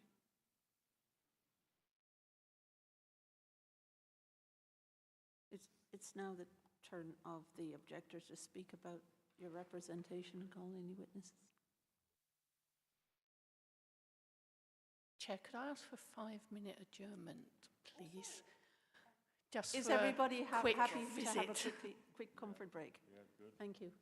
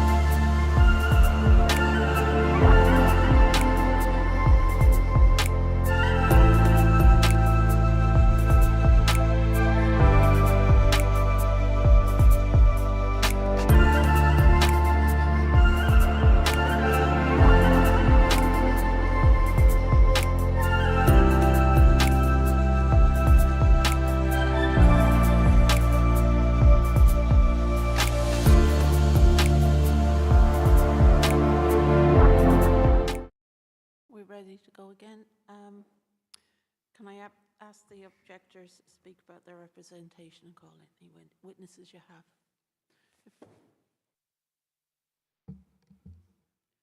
Thank you, Chair, committee members. Forgive me, I think I say this at every hearing, but I will be reading from what I have in front of me. I tend to forget things, so bear with me, please. Thank you very much for allowing us to speak today. I appear before you today on behalf of Kent Police in relation to the premises licence application for Best Food Centre, initially down as 15 to 19 New Road, Chatham. From my understanding, the application seeks the authorisation for the sale of alcohol for the consumption off the premises between 10 and 10 p.m. at night, 7 days a week. I understand there are differences in times of the opening hours of that premises. We object to the grant of this application on the grounds that granting the licence would undermine the licence objectives, particularly the prevention of crime and disorder, public safety and the prevention of public nuisance. The panel will be familiar with the location and the fact that it does sit within Medway Council's Community of Impact Policy Area for Chatham. The policy is in place at the moment because of well-established and ongoing problems associated with alcohol-related crime, disorder, antisocial behaviour and public nuisance within the town centre and within the map that you guys will be aware of within the policy documents. It is a policy in place, it's there until 2027, as well as there is also a public space protection order in place restricting alcohol consumption in public spaces due to the ongoing problems associated with Chatham. The concerns that we say arise are both from the location of the premises and the issues that we are already experiencing within that area. I've already detailed in my representations, and I don't expect to overly expand on that because I am aware that you guys would have read that documentation and taken it fully on board. I absolutely understand. But as detailed in that, it is close to transport hubs, the train station, bus stations, as well as the several support agencies such as probation, caring hands that I've already documented. All of these are services for rehabilitation, drug and alcohol support organisations.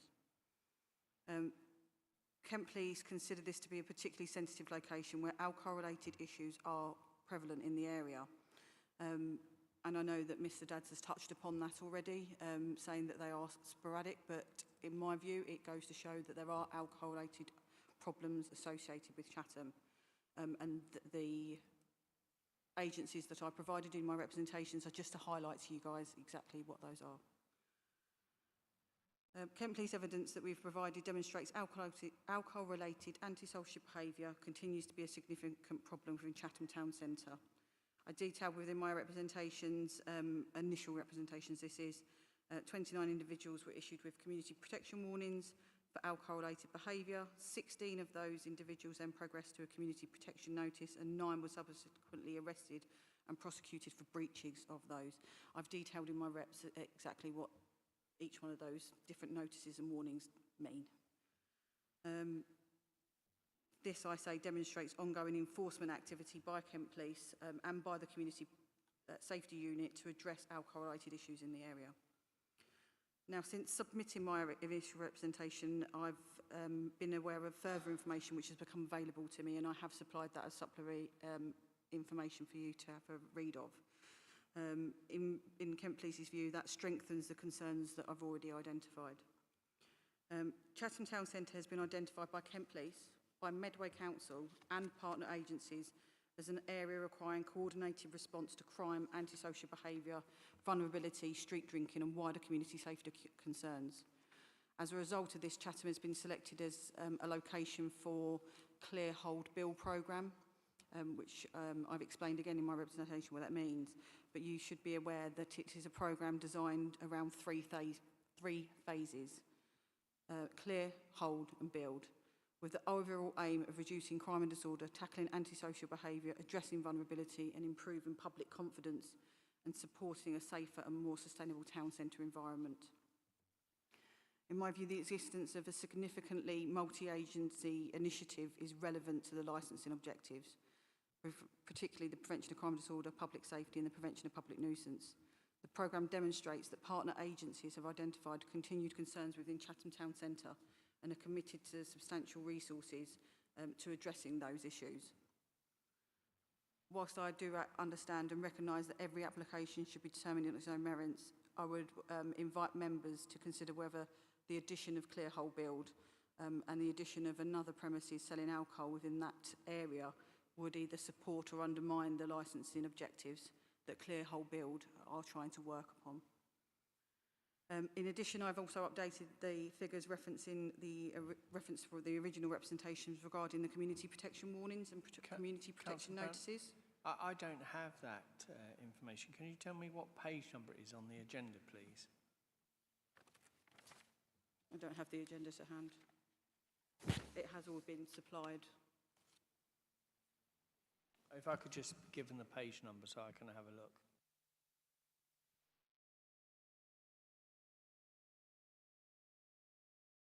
Thank you. I'll have a look as I go through. Chair, are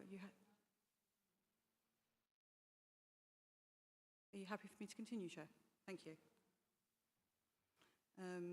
In addition, I've updated, as I was just about to touch upon, the community protection warnings and community protection notices issued in Chatham. We now have 32 individuals that have been issued community protection warnings. These warnings relate predominantly to those involved with street drinking, antisocial behaviour, and those that you would say have an alcohol dependency and tend to beg and harass members of the public on the street. Of those 32 individuals, 20 have progressed to a community protection notice, and furthermore, 11 of those have subsequently been arrested for failing to comply with the requirements of their community protection notice. In the Kent Police's view, these figures demonstrate that the continuing challenges faced within Chatham Town Centre and within the area of the CIA, which do relate to alcohol-related crime, antisocial behaviour, street drinking and associated vulnerability. The progression from warning to formal notice and ultimately criminal enforcement highlights the persistent nature of these issues and ongoing demand placed upon enforcement agencies. Members will note that the applicant has provided an operating schedule with several proposed conditions. The conditions are welcome, and I do understand that there have been amendments to that today and added conditions that weren't necessarily on the operating schedule. The addition of the premises licence holder on site at all times and Safer Medway Partnership, who we do work very closely with, is very welcomed. My concern is about the availability of alcohol for those individuals that cause concern. Having considered the application, the locality, the supplementary evidence and the conditions proposed, it is in the view of Kent Police that it has not been demonstrated the grant licence would not add to the issues already being experienced in the area. We do recognise that convenience store is very, very much welcome, understand that. However, it's specifically the sale of alcohol that gives rise to concern for us. Chair and members, the issue for Kent Police is not the operation of a convenience store, it is the addition of alcohol. For those reasons, Kent Police respectfully submit the granting of this application would undermine the licensing objectives and request that the application be refused. Thank you very much. Thank you, PC Knight. Mrs. Murray, would you like to make your case? Thank you, Chair.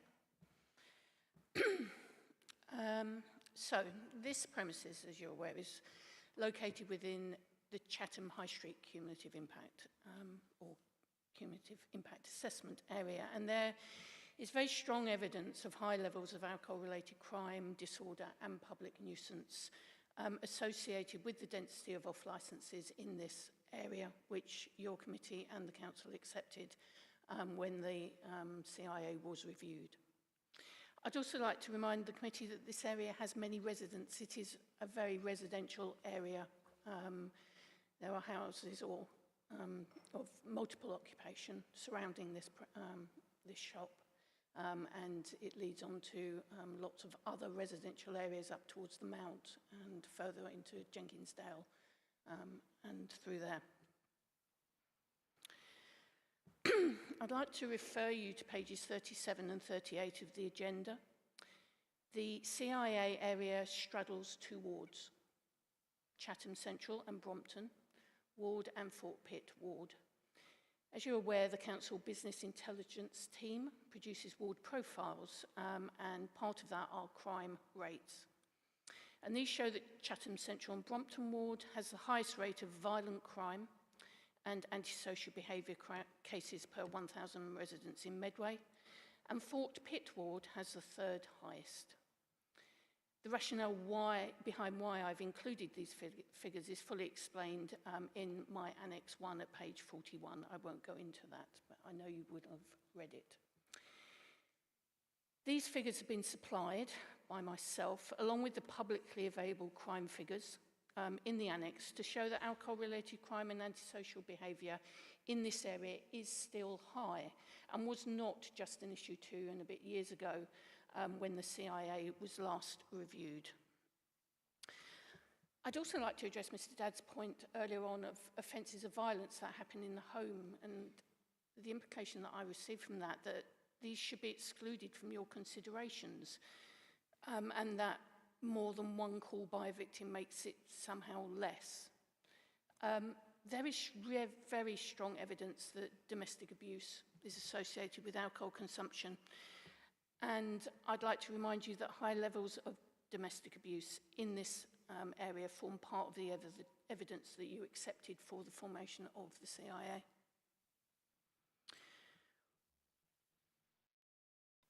Caring Hands, which has been mentioned several times, is a charity. It provides support for our homeless population during the day, from early morning to mid-afternoon. And it is within a minute's walk. It's just along the road towards Rochester. And the nearest off-licence is the garage, but that is almost immediately opposite this premises. So this premises is in very close proximity to this to Caring Hands, as it is probation. And I will address probation and location in a bit.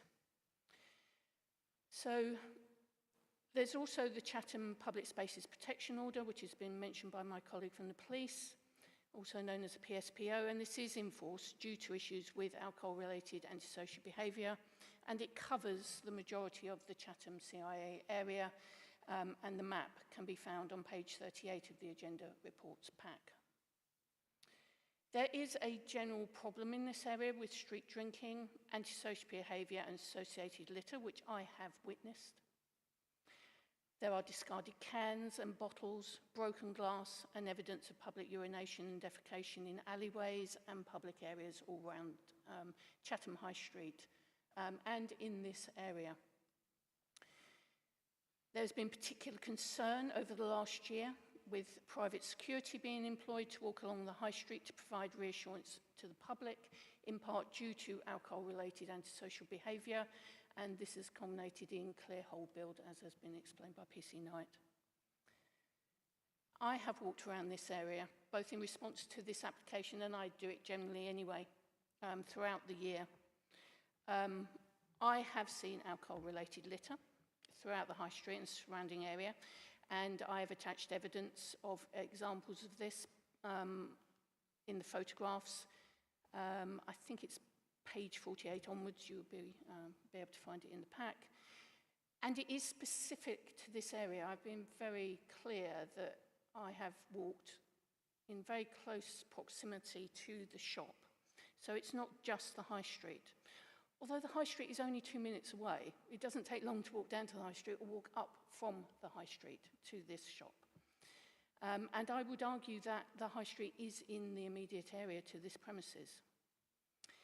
And while litter is in and of itself a nuisance, it also illustrates the wider problem of street and public drinking, which is the reason why I include it. People are walking around drinking alcohol and then discarding the empty cans and bottles. And everywhere I have highlighted within the annex is at most within a 5 to 10 minute walk of the premises. The Mount, which is a couple of minutes walk away. There is extensive evidence of public drinking. And when I was last walking there, which was on Thursday.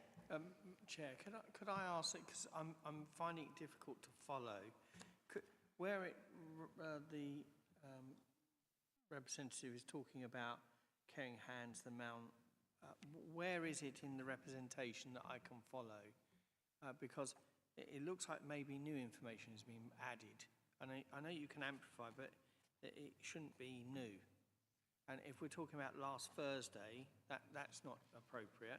And I'm going through this here, and there's a number of matters that have been raised that's not in the representation. And Sorry, I you should know. raised Caring Hands, and you raised some of the organisations that were in close contact, and in your submission you mentioned these same organisations. Yes, as Mrs. Murray did, and Mrs. Murray has now drawn our attention to photographs which were not last Thursday's. She's drawn our attentions to the St. John's Car Park and to the Mount, and both of those are clearly annotated in Annex 2.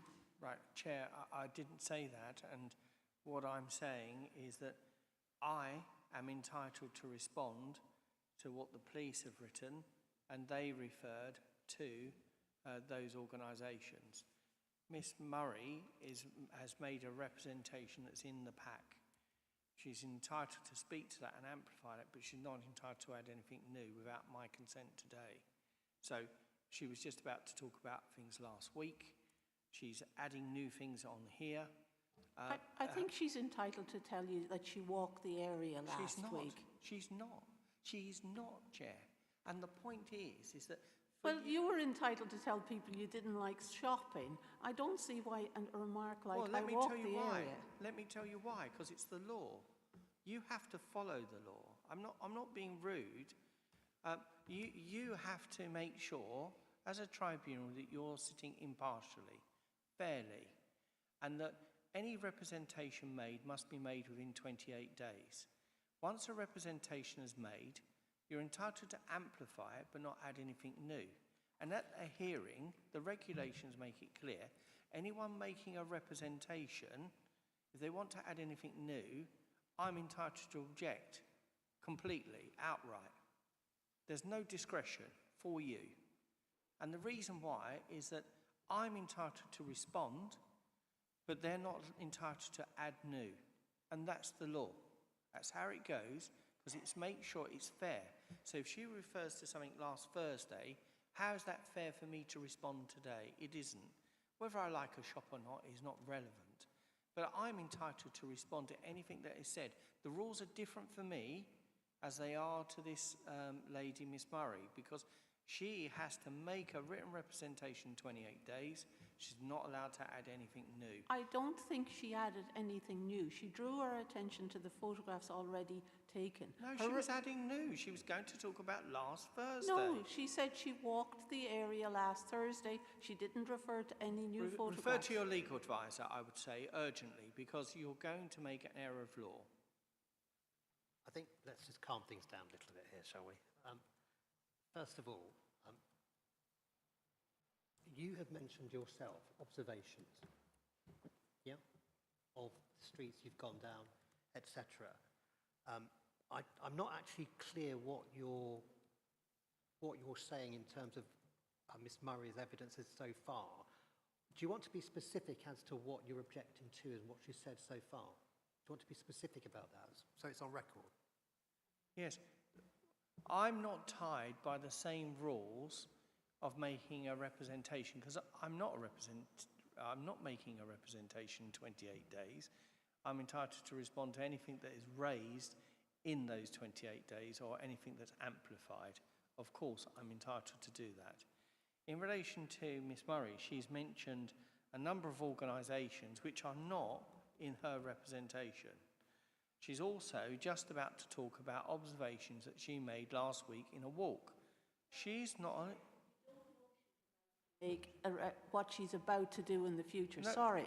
No, Councillor Brown, you keep on interrupting me. Yeah, You're the I do, chair, because you were asked a direct question. and I'm answering it. No, you're not. I am. You're presuming that you know what Barbara Murray is going to say. Well, she said that she was walking around town last week. That alone is not something that should be said, because it's not within the representation. And anything that comes from it, that's why I've intervened, to stop it happening. I'm trying to make sure it's lawful. You may smile at me, you may criticise me, But I'm anticipating, certainly she said, last week I was walking around the town, she's going to add something. I've intervened because I should have intervened sooner, but I thought in fairness I would deal with it at the end. But we shouldn't be prejudiced. The rules are this. You make your representation in 28 days. You can amplify what you've written, but not add anything new. Those are the rules, and you must follow those rules. Whether you like it or not, those are the rules. And obviously, the reason I'm pushing back, and you may be against me. You may think, you may be not liking the approach. I've had to come back here today because the last committee wasn't correct. So I've had to come back again, and I don't want to come back again, and I don't want to be appealing. I want you to follow the rules. And so I'm intervening, saying, please, will Miss Murray follow the rules? Your legal advisor should be stepping in too. No criticism of him. It's my job. I'm saying if she mentions last Thursday and any of those observations of last Thursday, that would be against the rules. That's it. First of all, you can make passing observations, all right? You already have the supplementary agenda excluded here, all right? So yes, Ms Murray can make submissions on her original evidence or papers that she's submitted, right? But I think I would submit you're going a little bit too far because this is quasi-judicial. You can make passing observations, but in fairness to Ms Murray, you're presuming something that she hasn't said yet. You're making an assumption. So I think maybe wait until Ms Murray has finalised her submissions and then come back to it.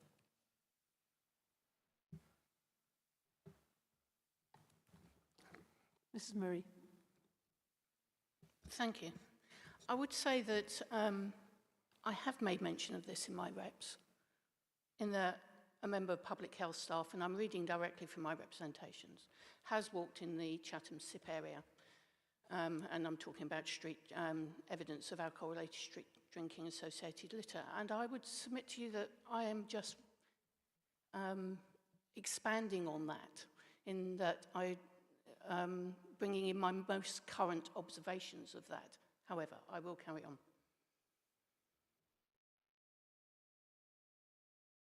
So, last Thursday, I was walking in this area, and I walked along to the Mount, which is within about 1 to 2 minute walk of the premises. And there is still extensive evidence, as I submitted in my original The whole hearing is representations. unlawful. Chair, there you go. Anticipated. I was absolutely correct. Please have an adjournment to take advice. This cannot happen. This is in public. You are breaching the rules. I warned you about that, and it's a fair warning because my client is entitled to a fair hearing, and I'm entitled to robustly defend their rights. They're entitled to a fair hearing, and I am robustly defending my client's right to have a fair hearing. Miss Murray is a professional officer. She knows what she's doing. She knows she shouldn't mention anything new. You can amplify what you've said. It's a breach of the rules. All I ask is for a fair hearing. It should only be these representations and amplification of that, nothing new. I would simply say that you can exclude the last part when you make your deliberations, and I would suggest maybe just stick to, rather than going back to recent events, so does have a point, yeah, maybe just stick to what's already been submitted, rather than making new observations. I will make the observations that I made back when I submitted these representations, in that in the Mount, in the car park in the Mount, and in the grass area, which is between Jenkinsdale and the Mount, there is extensive evidence of public drinking in the form of alcohol-related litter. There is a specific area in the car park where there was an accumulation of empty cans and bottles, which looked as though people had been standing or sitting there drinking. And in the grass area, which is the the bank leading down onto New Road, the lower end of New Road. There is often cans and bottles where people are sitting under the trees in that area drinking, and that is the evidence that I have taken photographs of.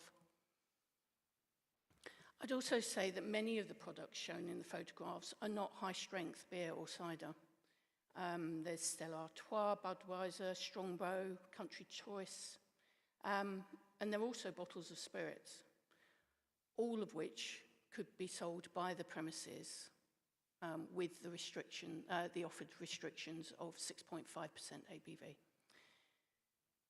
The litter and public drinking is also prevalent further afield and is not just confined to this SIP area, it is all over the High Street area. Thank you.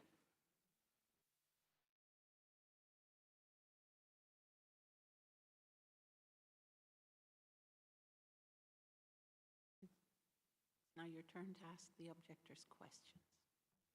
Yes, thank you. I'll start with Miss Murray, if I may, please. Can you tell me, you're not qualified as a statistician, are you? No. And that you're not able to give a professional opinion because you're not an expert in this area of law, is that right? So what area of law? Well, you're not an expert in relation to crime disorder, are you? I'm not sure what you mean by expert. Well, I was a police officer for 32 years. Yes, but you're not being employed by public health as an expert. You are not an expert. You've not given an expert report. Is that correct? With the I am being warning? employed by public health as an expert, yes. And as so, licensing, licensing. Yeah, so in relation to licensing, you're saying that you are an expert. Is that right?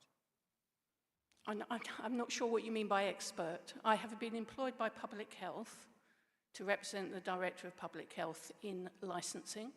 I was a police officer for 32 years. 16 of those I was a licensing officer, and the last 4 I was head of licensing for Kent Police. Ah, I do remember you now. So in relation to this, you're not producing this report as an expert. You understand, because you've had all these years of experience, you understand what an expert is, and there would be a statement that you would have to provide at the end of your report if you're an expert. So you're not an expert, are you? I'm not sure I follow you. I'm not trying to be obstructive, Mr. Dadds, Okay, but I really don't understand. Okay, so in relation to the statistical analysis, that's not come from Kent Police in the sense of a statistician. You've gone online and just downloaded those figures. Is that right? I haven't offered any statistical analysis. Yes, as you've already pointed out, they are screenshots. Yeah, so in page 37, the count of recorded crime for that ward, 4,028 incidents. I take it that's a period of a year, is it? I can't really read the graphics. Yeah. And does it say it's 2024 to January 2025 on the bottom? I believe so, yes. So that statistical analysis, by any measure, in any event, is nearly 18 months old. Is that right? That is the most up-to-date figures that we have at the council. When you say most up-to-date that you have, but obviously you would expect as a police officer, of previous police officer, that there would be up-to-date figures available by Kent Police. Yes, I'm sure there are.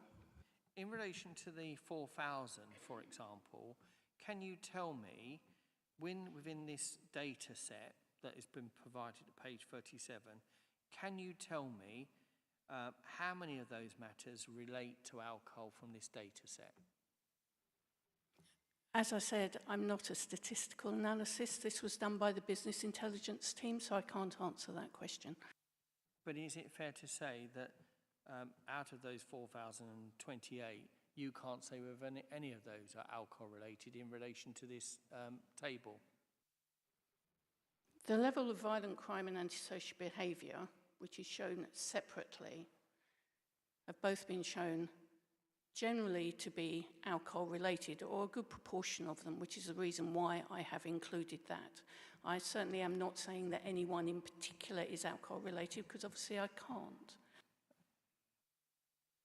But as you've just said, you're not a statistical analysis, you're not an analysis, you are not employed by Kent Police, where when you use this table, do you draw the inference that the violence in the table here is alcohol related, and what the proportion is? You can't, can you?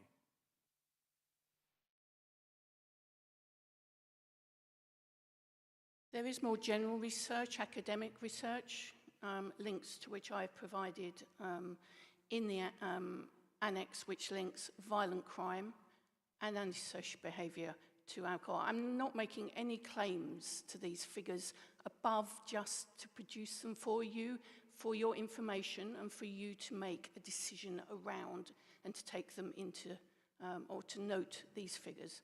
I'm not claiming any more to these than is on the page.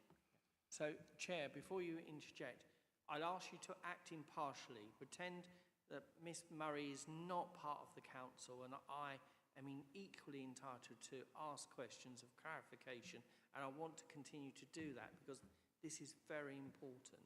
So may I was hoping to be helpful here, because on page 42 there are some crime figures provided by Kent Police, and that's their remit to provide these, and they have broken them down into crime types and descriptions.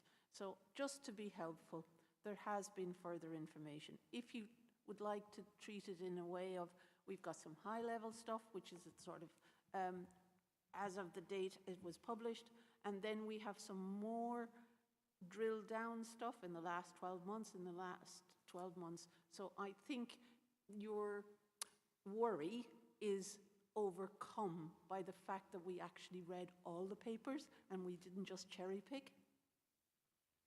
Well, I don't want to be disrespectful. I'm asking questions, and I should be allowed to ask those questions. Well, I with the greatest respect, I understand, I think, where you're coming from, but if you just allow me, what I really want you to do, Councillor Brown, is just sit back for a moment. I'm not being disrespectful. I know I'm not chairing this. This is your job to chair. Likewise, it's my job to go through those questions. And I think if you allow me to do my job and go through those questions, I think you may then understand why I'm asking the questions I am.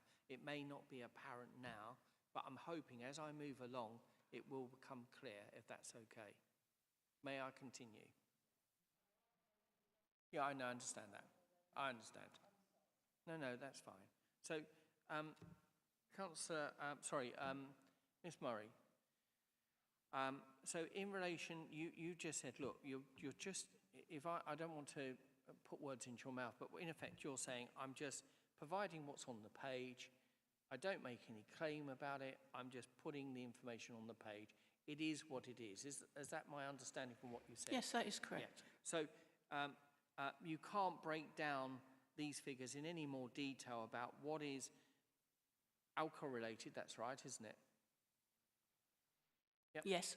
That you can't break down the date and time. The information is as is on the page. Yeah, but if I could have broken it down any more, I would have done. Yes. But I'm asking these questions because they are going to be relevant, but I'm wondering whether you could just answer them. That would be very grateful. So you can't give the day of the week either, or the time. That's correct, isn't it? That is correct. And that you can't say of how many of these relate to the home or to the street. That is correct. Then moving on to the page 42, is it true that that's the same here, that you're not able to actually break down the analysis? You can't say whether it's alcohol related, is that correct? My answer stays the same, Mr. Dance. Pardon? My answer stays the same. It is as it looks on the page. Yes. And do confirm, also, I don't repeat all those questions, the answers are the same for this page as any other page. That is correct. Right. In relation to this specific location within, say, 100 metres, you're not able to give us any crime data for that either, have you? Nothing specific, no. No. In relation to the, you said the Esso garage that's nearby, I think you said that it was near, I think you said Caring Hands. No, I said it was closer to Caring Hands than this shop. It's just closer. The Esso is, yes. So, is it an Esso? The garage. Are you talking about the garage at the top of Gibraltar? So that premises, the Esso, have you been able to have a look at the crime data or the data around that licensed premises and whether it does have any effect on Caring Hands or the location? Have you Mr. Dadds, I'm a public health official. I can't look at crime data in that way, and you know that. I do know that. That's why I'm asking you the question. So you haven't provided any information like that at all? Any, like what? Sorry. Any crime data regarding SO and any matters arising No, there? I've supplied the crime data that I have. Okay. Now, you talked about going, I want to use this word because I'm not too sure how to phrase it, but you go on patrol, you walk. No, I just walk around. Yes. It's not patrol. Okay, so you walk around various parts of the town, and you've referred to an area, I think you called it is it Millbank? Do you mean the Mount? The Mount, sorry. The Mount. The Mount, yes. So, can I ask,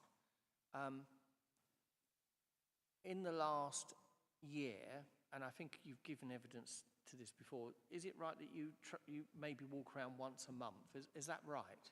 Or how often do you walk there? Once a month on average, yes. Sometimes more, sometimes less, depending what my other duties are.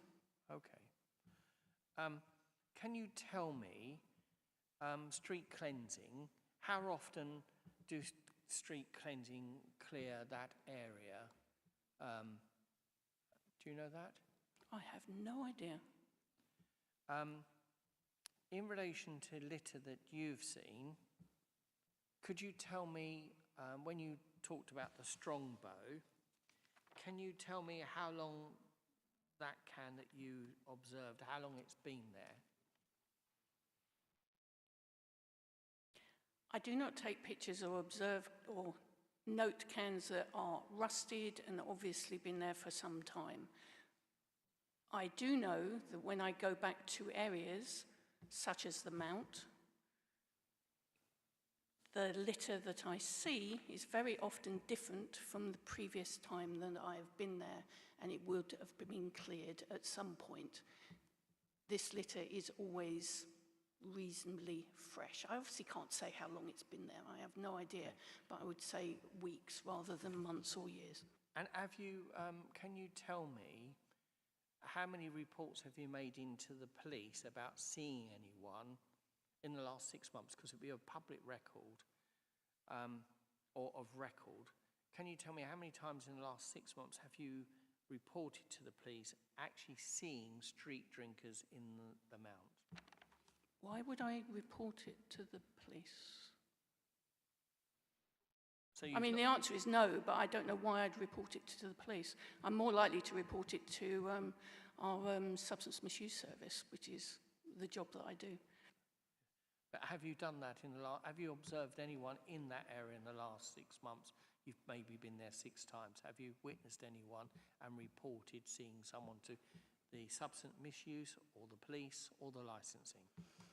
I have seen people drinking there, and yes, I've reported it to the substance use service for their outreach workers, which is part of my job. as I do in any other area.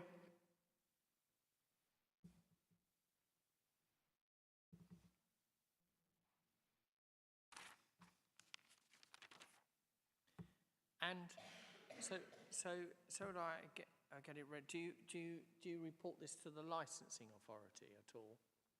No. No.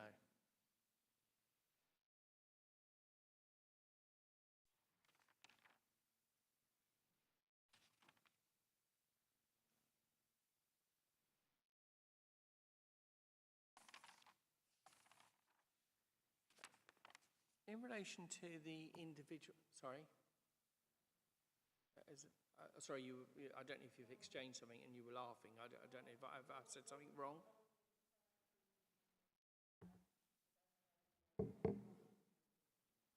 Right, okay.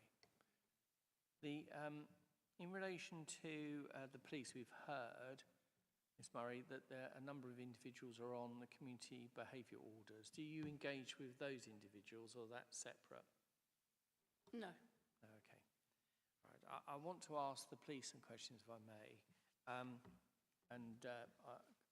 PC Knight, I wonder if you're able to answer that and clarify that the police have not provided any statistical analysis or crime data update. Is that right?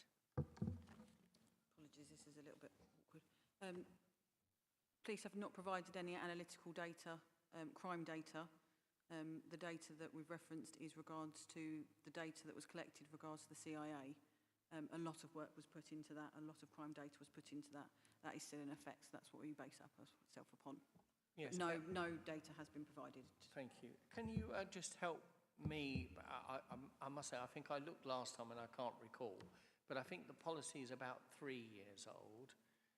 The crime data that was used, how old was the crime data used at the time? Because normally, at the time of policy, it's quite historic. So is the crime data that was used, what was the date of the crime data used, the data set at the time? I won't be able to tell you that without looking at the policy in direct, but the policy, the data was used at the time. Yes, but that you accept that obviously that data used at the time would be historic because it's looking back. It was data that was used when it was renewed and is still current. Thank you.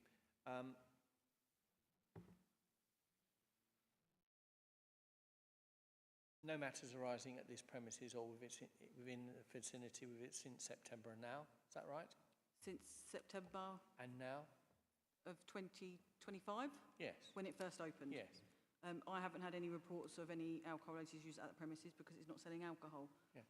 Have you had a look at your system to whether there's any matters arising at the probation office immediately outside? Obviously, there may be calls of disturbance of customers or clients inside, but is there any specific, have you actually looked at the data around the probation and whether there's been any cause of concern? Specifically to probation or the New Road area? No, probation. Or the surrounding? Probation only. Probation, I haven't looked at probation, but I have looked at the nearest licensed premises, which I think we've already referenced today. I wasn't going to comment on it until you've just asked me the question. No, I've not asked you the question. I asked you about probation. Very, very good officer, but that's not. I asked you about probation. Thank you. Specifically to probation, no. Thank you. Councillor Brown, and obviously your legal advisor will know that there should be no, I've asked the question, there shouldn't be any going off and adding new information. I ask you, any inference made there you should set aside for fairness. I don't know if your legal advisor will concur. This panel makes decisions proportionately and fairly at all times. Yeah. So in relation to the police service questions about the data, I have no further questions. I'll make observations in my closing, Chair.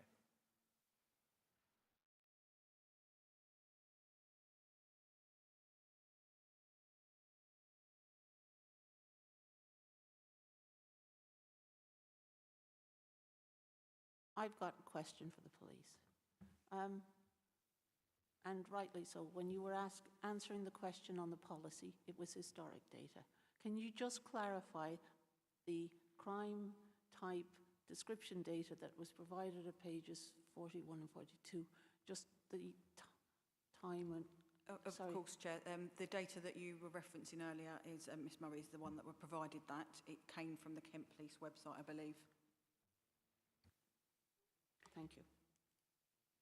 If I can just clarify, it comes from police.uk, which is a publicly accessible website. It's explained on there, and they get their data directly from police services. So, yeah.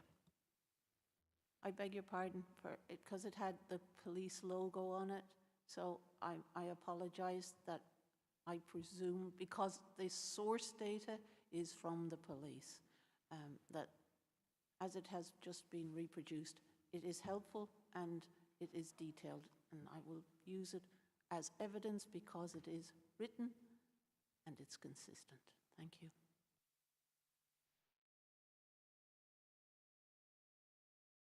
Very cautious with that statement, Councillor Brown. The reason why I say that, you said it was helpful, detailed and concise. You have not heard submissions from me yet about that data, and you should reach no conclusion of that quality of that information until you've heard everyone at the conclusion, and only then should you come to a view of its probative value. And I think your legal advisor will advise you the same. One has to be careful, because otherwise you've prejudged it and you've not heard from me yet. No, sorry, sir. What I meant was, it is concise. It definitely tells me that the dates in which it was produced from March 2025 to February 2026. And for the avoidance of doubt, that was the bit that was concise and factual. Thank you.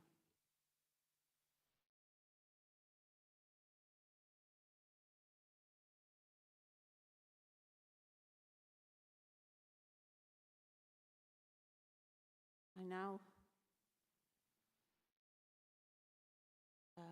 move to any of the parties wishing to add and or make their final submissions.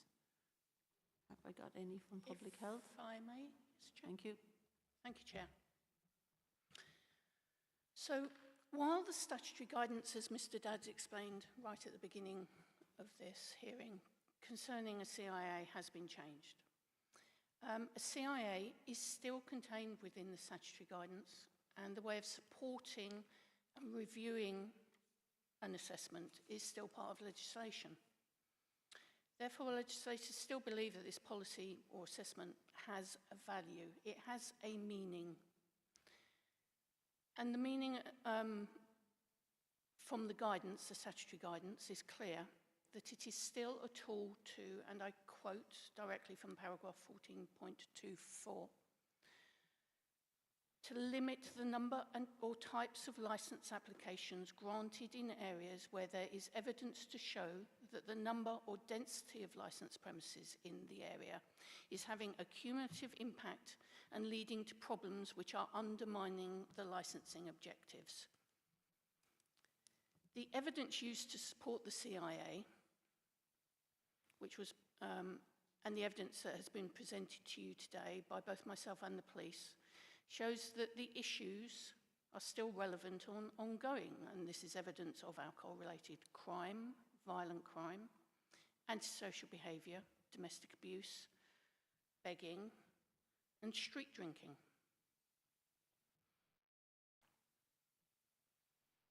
I therefore think you need to ask yourselves if this applicant has proved that alcohol from the premises will not adversely affect the licensing objectives and add to the list of alcohol-related harms that you have accepted as evidence to support the CIA, and that has been given to you as evidence as ongoing issues in this area today.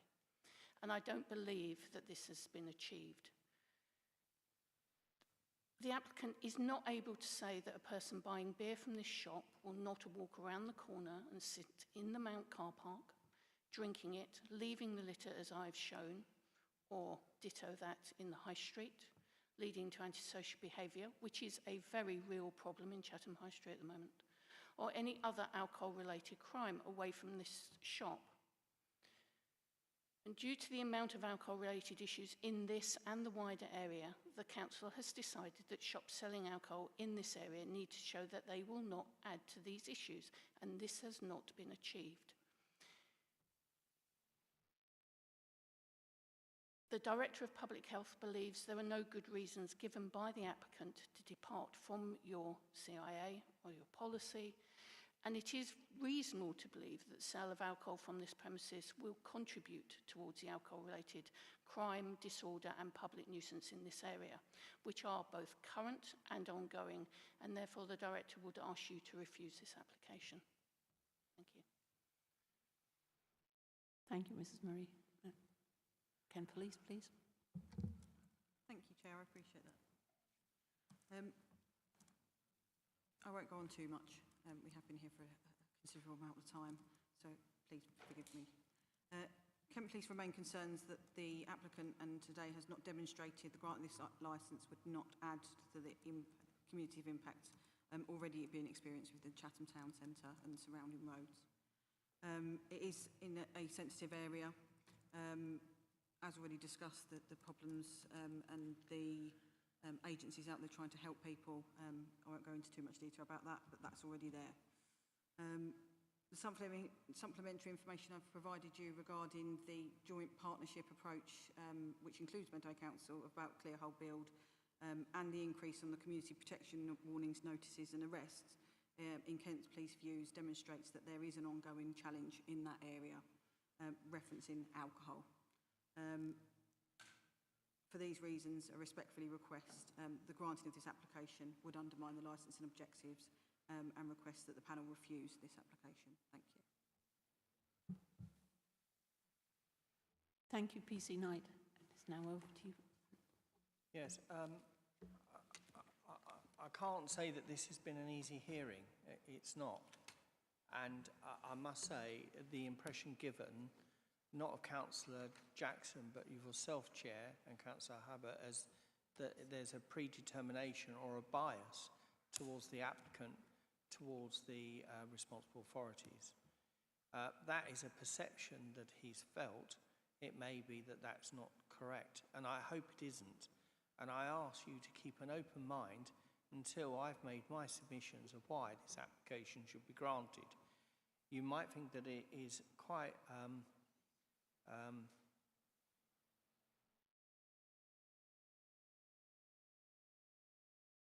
I think you have to allow the chair to respond to that, because you're saying in your final submission there's already a perception of bias, and I think the chair should have the time to respond to that point.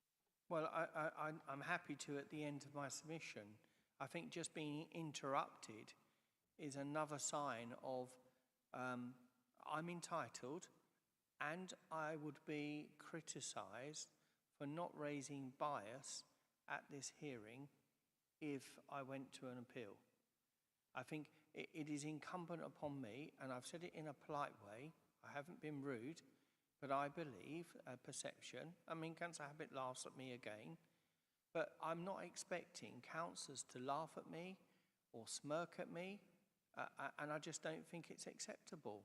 And whether you agree with me or not, the Court of Public Opinion and the magistrates or the High Court can determine that if need be, because your record is here being recorded. And I am raising the point, rightly, that there is a perception of bias. I said I hope that's not correct. And I ask you to wait until the end of my submission, so then you may comment if you wish. But I would like to continue, if I may, but I'll be directed by you, Chair. I'm chairing this, and I have interrupted you on several occasions. But I take you back to the beginning, when I said we would examine the evidence. We have no predetermination. We are an experienced committee, and I'm a pretty experienced person in hearing these things. And being accused of bias, before you even sat down, you accused us of not treating you as you were expecting to be treated. And we have no bias here, and I assured the committee and the police and everybody listening to this that this would be a fair, open and transparent hearing, and we would base it on the evidence and not on your opinion as to whether you feel bias from somebody or other. And if Councillor Hubbard earlier on shook his head, he's entitled to shake his head if he's got a sore neck or anything like that. You don't know any of that. So please do not make any assumptions around our decisions, because they will be made fairly and on the evidence. And be assured there is no bias. And for the record, can I state there is no bias from me? Not at all. I've been councillor for many years and never been biased in such circumstances as these, serving and planning, whatever. So you probably best you might want to draw your implication that we're biased when we're not. Well, no, Madam Chairman, if I may put it this way, I thank you for your reassurance that you are going to, every councillor is going to listen and ensure that everyone is treated fairly without a bias. I accept that, what you've said, and I will continue on that basis. So as of this time, because of the assurance given by both of you, that you will hear this even-handedly, fairly and impartially, I accept that. And on that basis, I will proceed with the closing submission, if I may. It may take me a bit longer because I've got quite a lot to cover, but bear with me, please. Firstly, sorry, I need to get my note. Firstly, the licensing authority, as you know, must have regard to the statutory guidance. It must ensure that each application is determined on its own merits. The guidance sets very clearly at 9.43 that decisions must be evidence-based, justified and proportionate. Conditions must be appropriate and tailored towards those particular premises.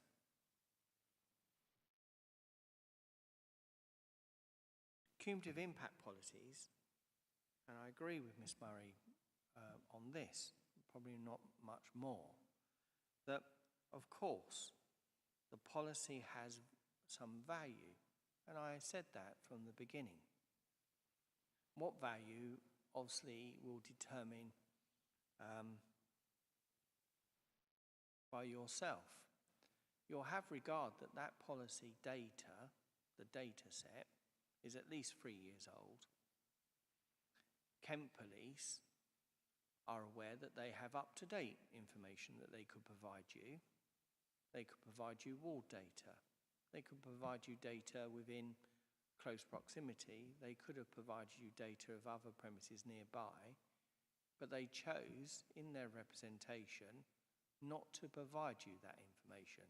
So you have no current statistical analysis or crime data other than that information that was provided over 3 years ago, which in itself would have been historic. I'm going to come to the other parts in a moment. But from Kent Police point of view, the statutory guidance tells you that they're the main source of advice on crime disorder, not public health, not Miss Murray that's had a wealth of experience in licensing, and I now remember Miss Murray. I didn't join the dots. I know Miss Murray. So in relation to that, she is not here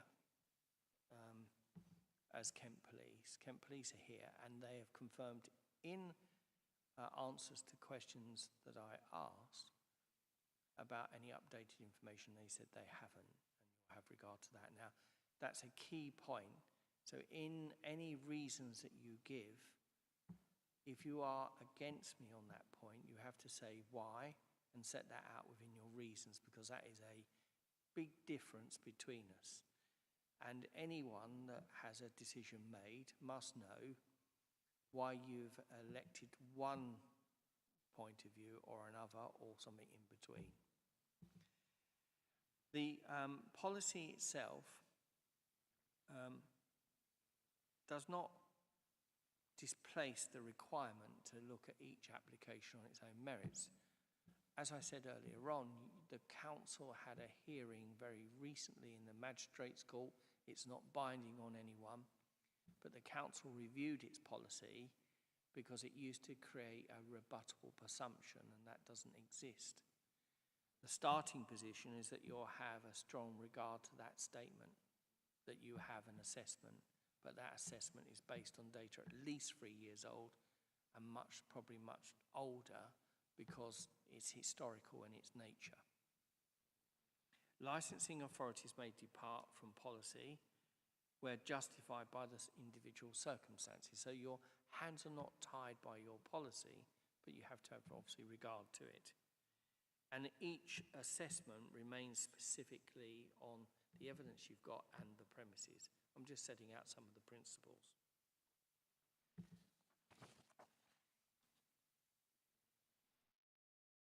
Before I cover this point that I need to cover, I want to go back to an observation that you made, Councillor Brown as chairman, in relation to the information provided by public health.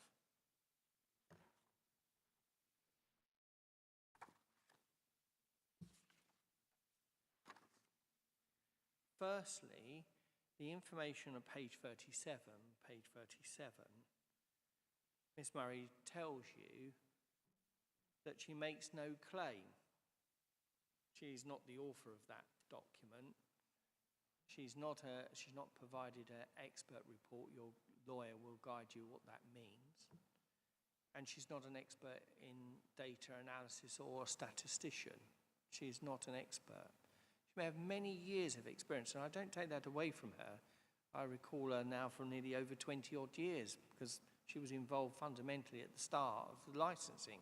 I recall it well. And her record on public record is to be commended, all the work that she has done up and down the country. I don't take that away from her, but she is not an expert. And that she is not engaged by the licensing authority to be that expert or by public health to be an expert in licensing. You'll note that your licensing authority has not made a representation. Your own licensing authority has not objected to this application being made. And that is fundamental. The case law of Daniel Thwaite says that actually you'll have regard to, even if the police don't make a representation, what the weight that has, because they'd be duty bound to do so. So likewise, the custodian of your licensing policy, the licensing authority, have not objected to this license being granted. And you'll have that in your mind. So turning back to the statistical analysis, firstly, it's from September 24 to January 2025. And yet again, it's been acknowledged that's 18 months old. So it doesn't give you an up-to-date picture. And I will come back to the comments you make about other documents, but I'm talking about that page. Also, I asked questions very clear and succinct about whether any of that matter or matters complained of here or written about, whether they're alcohol related. And you heard Miss Murray say, I can't say. She tried to attempt to refer to general academic research and papers, and they're not before you, and that shouldn't be here. In any event, she can't comment, that's not her papers, and she's not an expert in that area. But in her closing submission, she particularly drew to your attention alcohol-related crime evidence that she's provided. Well, that's a contradiction. She's answered the question already. She cannot say, out of this data set, what is crime alcohol-related. And in relation to antisocial behaviour, domestic violence, street drinking, begging, obviously street drinking speaks for itself, these figures are not identified in here or broken down in that way. They're not.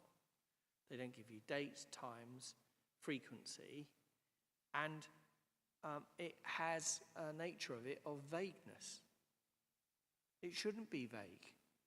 Placing information before you that is in this nature has the effect of being misleading. I know there's no intention to mislead, but there's a danger of misleading, and also there's a danger of you placing weight on it that is misplaced. This is dangerous in the sense of evidential, because its probative value is, I would say, here today, 0. Because you don't even know what's alcohol related. You don't know whether it's alcohol related in the home, in the street, relating to a shop, a pub, a restaurant, a bar. You have none of that. So just placing that there with a high level figure, 4,000, is not appropriate. And that's why I asked, are you a trained professional? Are you a statistician? Are you authorised to, expert in doing this? And that's why it has to be taken with great care. And your lawyer will advise you on that. In relation to the representation from public health, it is very generalised. And they have been criticised for that, not only by the council, the licensing authority in a local hearing, but by others. So it's not the first time it's been raised that, look, this is too general. Give us more specific information relating to this premises, the area, and up to date. So I don't come here, Chair, raising a surprise or an ambush. I've been quite succinct and clear, and you know I can be quite clear and succinct and to the point. I've said, where's your data? They've had plenty of opportunity to do that, and they've not done that. They've chosen not to do it. What they've chosen to do is to be policy-led. So in other words, it's like a tram line. So they want you to only go down a tram line rather than a guideline. A guideline is something that you can move. It's not fixed. And policy that's fixed has the danger of setting quotas. And quotas are unlawful. The Act tells you that.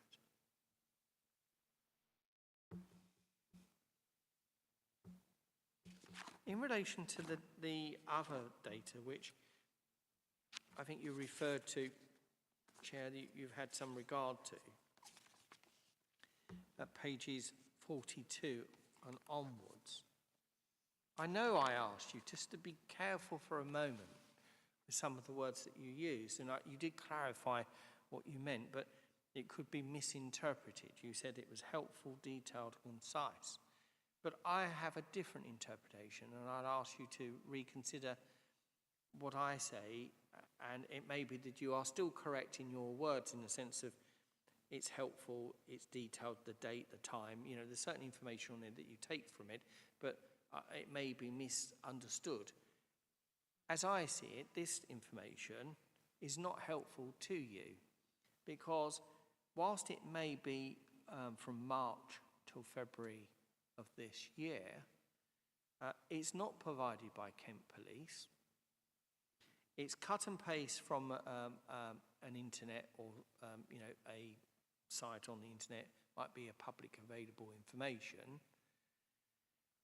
but it doesn't once again give you the detail of whether it's alcohol related, doesn't give you the detail whether it's a matter arising in the home or on the street or with a licensed premises. It may be that some of these offences are in the home. It could be that some of these offences are in the police station itself. It could be offences on the railway. I mean, we just do not know. And the reality of it is, yes, there are crime, and there's crime occurring in your town as any other town. But how helpful this is in relation to, is it alcohol related, and how does that affect, if it's alcohol related, is it in the home, is it to do with off licence, is it off licence generally, convenience stores, is it pubs? You'd need to break it down in much more detail. This is not helpful.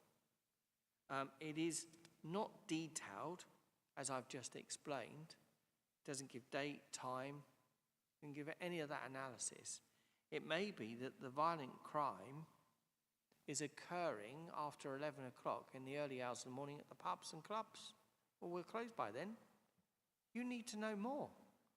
It might be it's on the railway, it could be anything, it could be in the early hours of the morning, it could be theft at the post office, it could be a number of things. I don't know, but you don't know either.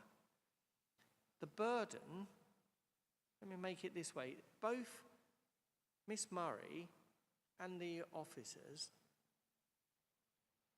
in their closing, made the remarks that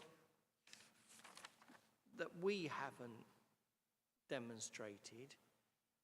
They have made a judgment themselves that it should not be granted. We haven't met or satisfied them or the test. But they're not the decision makers. They see it in isolation. So public health see it as public health, police see it as the police. And that's the wrong basis.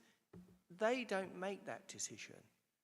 In my respectful opinion, they should not be making that submission. They can say, we think it undermines for these reasons, but the burden is on them. They have to satisfy you that their representations can withstand the scrutiny it has at a hearing. And one of the reasons why I say that they look at it in a very one-dimensional view is because the same is true. Your licensing authority, who is well equipped, understands the policy, understands the law, they have taken the view, actually, we won't object to this.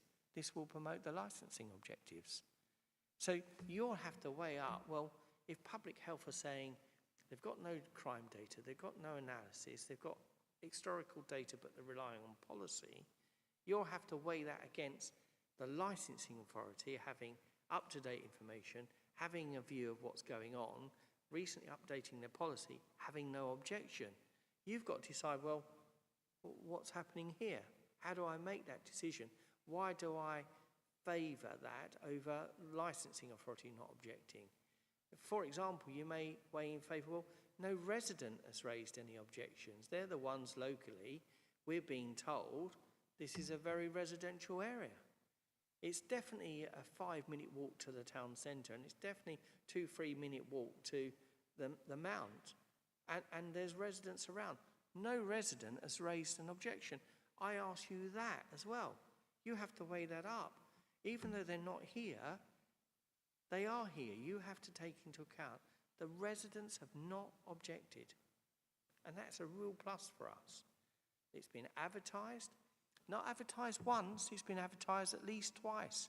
Everyone is aware of it, and no one has raised an objection. I raised the point about probation service. The police have not looked at any crime data, but seek to rely on that as being someone that could be affected. But that's a supposition, speculation. You cannot make a decision based on speculation. That is unlawful. Case law is very clear. You have to make decisions on evidence, not gossip, not speculation, none of those things. You can't do it. It would be unlawful.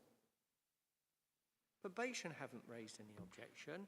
I've explained that their clients, if they are on a DRR, a drug rehabilitation or some other, they get tested. And that if they come along and they are intoxicated, they'll be in breach.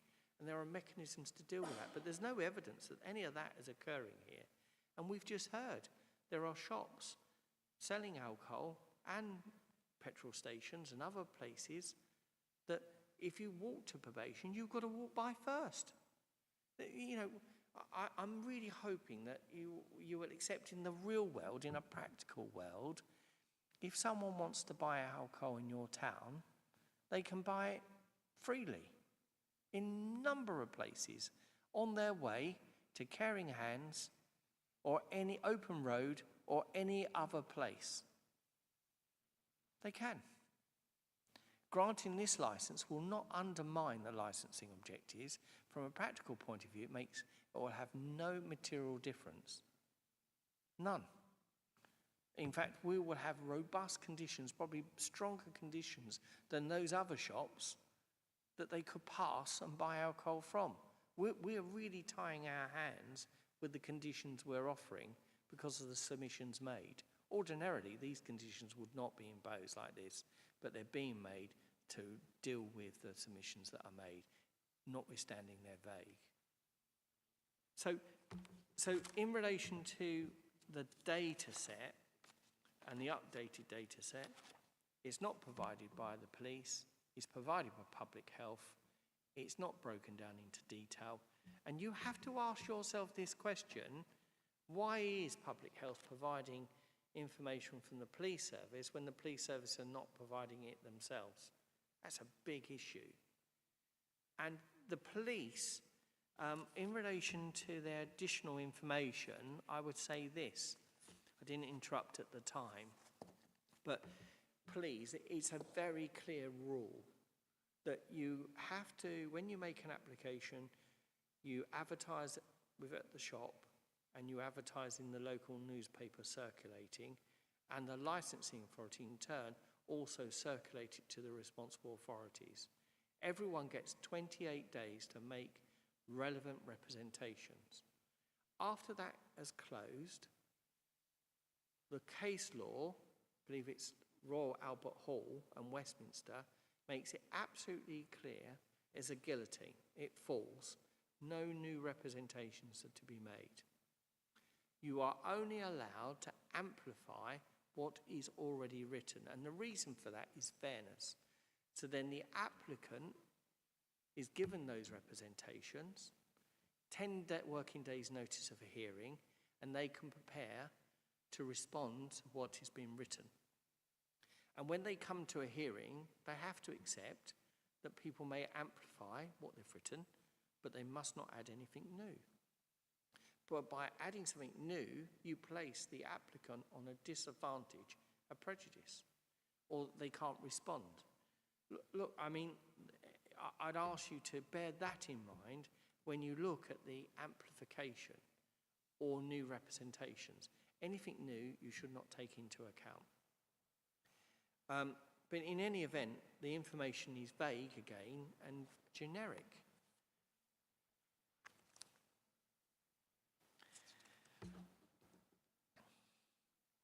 I hope that you will understand that I've put the representation to some scrutiny about the probation service, the up-to-date figures, and testing it when I can draw an inference and you can draw an inference.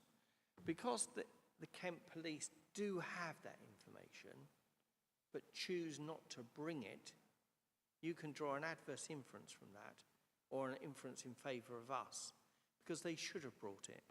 And if they don't bring it, that's on them, not on us. We don't have to prove anything. The burden, they say, is on us. It's not. The burden is on them. We make an application and it's permissive. The Licensing Act is a permissive scheme. In other words, you apply, you should get it. Only if representations are made. If those representations can't withstand scrutiny, they fall away and the licence is granted. However,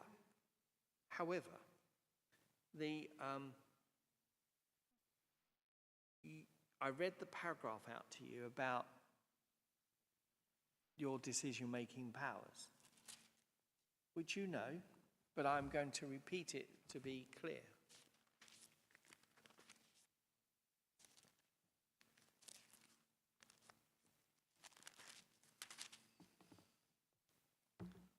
A cumulative impact assessment should never be absolute. Statements of licensing policy should always allow for the circumstance of each application to be considered properly, and the applications that are unlikely to add cumulative impact to be granted. After receiving relevant representations to a new application, the licensing authority must consider whether it would be justified departing from its policy in light of the individual circumstances of the case. The impact can be expected to be different for premises, different styles, different characteristics. Nightclub, high capacity, all that. We know we're dealing with on-off license, but you'll see the locality. We're 5 minutes walk from town. We're probably 2 or 3 minutes from the Mount. We are in that New London Road, the street. You'll understand the dynamics of that street. But it says, if the licensing authority decides the application should be refused, it will still need to show that the grant of the license would undermine the promotion of one or more of the licensing objectives, and that appropriate conditions would be ineffective in preventing those problems involved. So what we have done, having regards to the representations made a full set of robust conditions. So what we're talking about primarily, I think the issues mount to this: litter in the street and potential street drinking. I'll deal with street drinking first. One, your licensing authority has not objected. The licensing authority have granted licenses in the cumulative impact area with robust conditions, and a decision by the licensing authority was upheld at the magistrates very recently that says actually if you put a controlled in place, it can promote the licensing objectives or not undermine it. And I would say these conditions are even more robust than that. Reduce the strength of 5.5 by alcohol by volume, no single cans, challenge 25, CCTV, staff training and supervision, a personal license present all time, to join the Medway partnership safety scheme or the radio, no home deliveries at all. Those are a set of very, very robust conditions. So the probability, more likely than not, of a street drinker coming in to be sold won't. One, we don't have the goods that they want. We don't have any data of local area not been provided, and that we are going to have a personal license holder robust skill to refuse any sale to a street drinker, even if they came in. We don't have a drink of choice. In relation to litter, the Act makes it quite clear that individuals away from the premises are responsible in their own right to be law-abiding. The Licensing Act is quite clear that you can't make us responsible for people once they're away from the licensed premises in relation to littering. But what we can do is put signs up to make sure people dispose of litter responsibly. But I'm going to go one step further forward and say, if you so think it's necessary, although I don't believe it is, we'd be content to bottle mark, not every product, but maybe certain products, cans of cider, for example, with a UV pen, with a code that we only know, that no one else knows, we can share with public health. So when Miss Murray's on her walk, if she sees anything, she can get a UV pen and light and see if there's any mark on it. So we would offer that because I think we are confident that we are not going to be serving to street drinkers. Staff are trained. And obviously we would work with the responsible authority. And that's why you joined the, I think it was Jeff I spoke to, where with the radio link, where you're sharing information with each other, and if there are any matters arising, you work together as a team to resolve that. It is important to note that any decision you make must be evidence-based, justified and proportionate. There's no crime data linked direct to our premises. We've been operating since September. There's no causal link of any street drinking of probation or us or in that immediate area. There's no adverse history. And I would say with the robust set of conditions that we have tailored, which are appropriate and proportionate, a license should be granted because we can promote the licensing objectives. I'm coming almost to the end, you'll be pleased to know. The last thing I'd like to say is that my client is a professional individual an accountant, runs a professional business, professional woman, understands the local community, understands the local area, understands what it's like to invest money in your town, and wants to do her best to make sure this shop remains viable, economically viable. You have to balance that with all those competing interests. But your licensing authority don't object. Your environmental health department don't object. Residents don't object. Councillors don't object. And I would say that you would have that in regard, as well as the economic benefit of having a business trading in that road rather than an empty shop. Because we say, because we've been operating it since last September, that it's not economically viable. It requires a balance. We need to sell alcohol as part of the offering. That's not unusual. And all of you, councillors, I'm sure, the councillors on his telephone, I think you've just used your telephone, councillor, and I've just seen you've used it. Could I ask you to just tell me up to what point that I was speaking to before you used it? Because using a telephone whilst making a decision or listening has already been determined by the call of making the decision void. Now, I don't want to do that. What I would prefer to do is you to tell me where you started to use the telephone, and I'll start back at that point to remedy the problem that you've just created. Chair, I think that might be the best way, because I don't want Just for clarification, I was looking at an email that relates to this hearing on my phone. Yes, but the problem is, councillor, when you're using your mobile phone, you may be looking at an email. I don't know, you might want to share that with me, what you're reading. But you ought to be listening to the closing submission. You can't be reading an email and I've been listening very intensely to you since about since about 25 to 10. Yes. You can understand the problem is using a mobile phone whilst a hearing is taking place. I was checking reading an email that relates to this hearing. Yes. Can you accept that?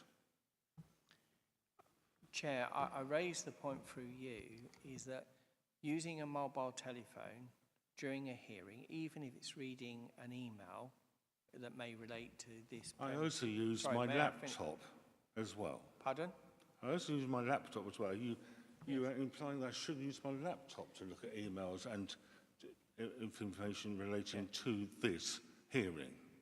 Chair, can I say that it is very clear in relation to proceedings and fairness, if someone is using a mobile phone, even to check an email, could make the decision invalid. And what I'm trying to do, councillor, is actually be pragmatic.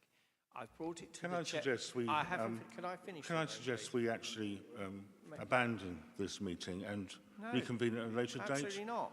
Absolutely not. I think a fortnight's time would be ideal. I want to finish my closing submission. Well, then finish it. Chair, it's all recorded. I'm acting reasonably, fairly. Thank you very much. Can we ask that it's continued? Because if one of the panel was unavailable, we'd still be quorate at 2 members of the panel. So can we just go and finish everything you've said? Yeah. And as you say, it's all been recorded, and if we need to go back on any point, and the clerk is taking copious notes, so I think for everybody's sake, if you want to go back to the beginning of that paragraph in which you were saying, if you think that that would be more appropriate, I'm happy to hear that a second time. Councillor Brown, this is how I believe it should be dealt with, and you may want to take advice. If Councillor Hubbard wants to withdraw, I would be content with the withdrawal of Councillor Hubbard, and that the decision is made by you and Councillor Jackson. I will be more than content with that as a proposition. I am not withdrawing. Right, so on that basis, I asked, and I think it was a fair question, is that where did I get up to in my submission where Councillor Hubbard started using his mobile telephone, and I will start at that point. I don't think that's unreasonable. May I suggest, maybe you start from your summing up from the very beginning then? Well, I mean, that is a submission that you have not been listening all the way through, and I don't think that's fair. Maybe your legal advisor will give you advice. I don't want to be irrational. Your behaviour is irrational and not logical or fair. I'm raising the point, which I'm fair to do. If we go to the High Court, they will be absolutely with me. You cannot use your mobile telephone reading emails whilst someone is making a closing submission. That's as a matter of law. There are many cases, you say Christ, and in a church, but in effect, as a matter of law, there's loads of case law that says you cannot be using a mobile phone whilst having a hearing. You are to be impartial, you're being attentive, and to listen. Now, I'm giving a fair opportunity to say, where is it that I got to in my submission, and I'll restart from that position. If you think that's unreasonable, Councillor Habit, then it may be, Chair, that he does withdraw. I'm happy to adjourn for a minute for you to take legal advice, but I think one has to be very careful. It's all recorded. I think I've been fair and reasonable. I was almost coming to the end, but then I noticed the councillor using his phone, which is not right. And if I don't mention anything now, but later mention it in an appeal, I will be criticised for not mentioning it. So it's important that I do that. And I've not been unreasonable. Councillor, I've not been unreasonable. At the end of the day, it's not my behaviour or conduct. I'm bringing to doubt and question your behaviour and conduct, which you are trained to act reasonably and fairly. We're in a public forum. If you choose to use your mobile phone in the way you have, it's not right. So, Chair, what do you want me to do? I'm in your hands. I'm going to suggest we, I mean, it's 12:55 anyway. I do think we need a short adjournment just to clarify the points here. Thank you.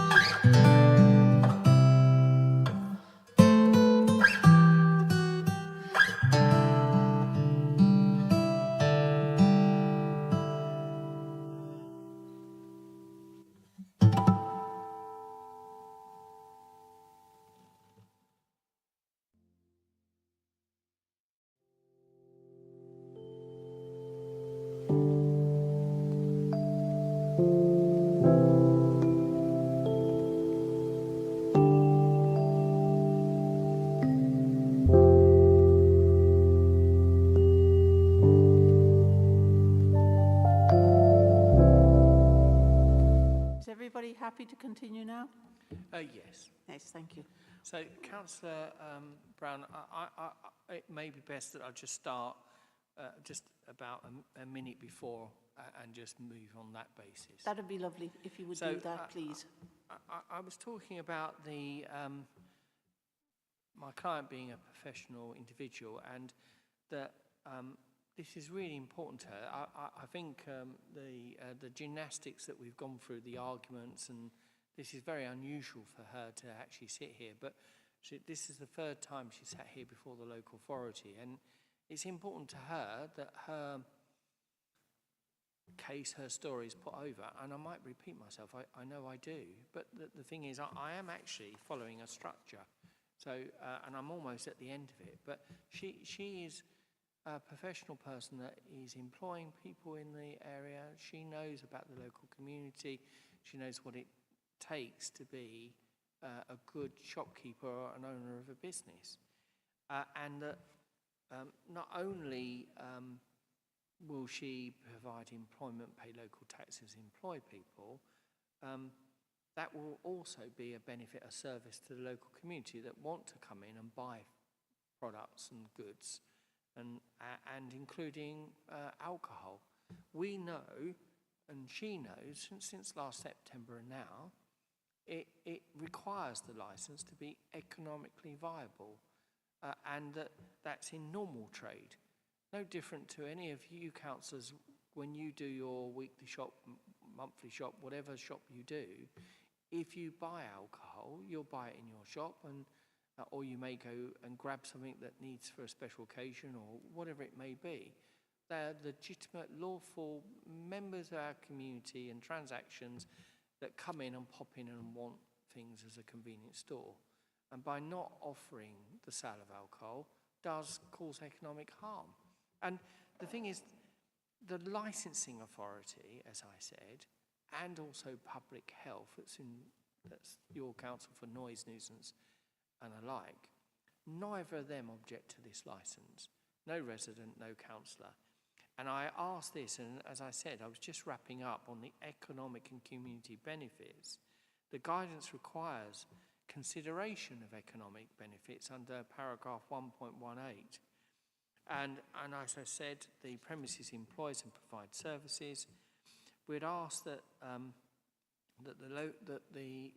you as a panel committee focus on this premises, focus on the actual evidence that you've got before you, and apply the paragraphs 9.42 to 9.43 appropriately, and conclude, I hope, that the application is properly made, it should be assessed on its own merits, decide based on the evidence you have, and that the conditions offered are preferred over the refusal of a licence, so that we can promote the licensing objectives.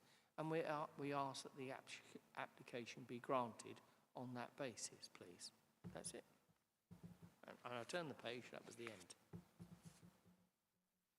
Thank you very much for that. May I request now that everybody withdraw in order that the panel can reach a decision. And if the legal officer and the Democratic Services officer should remain, everybody else withdraw, please. You don't have to come back.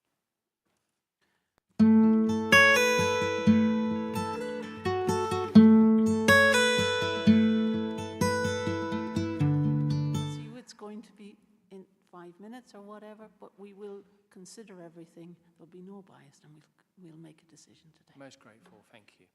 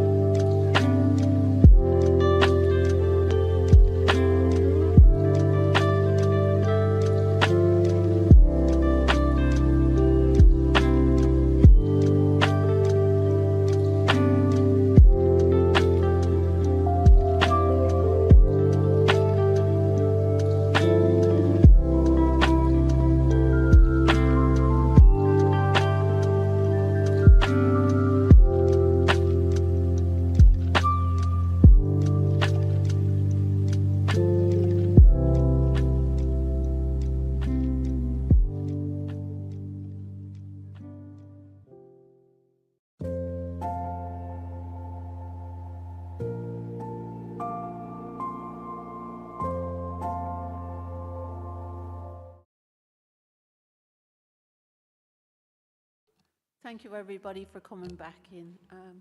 Are you okay? Yeah, everything's okay. That's good. We've just got a couple of questions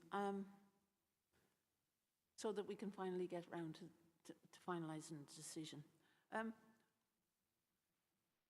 I just want to revisit for a second some of the conditions that you offered up.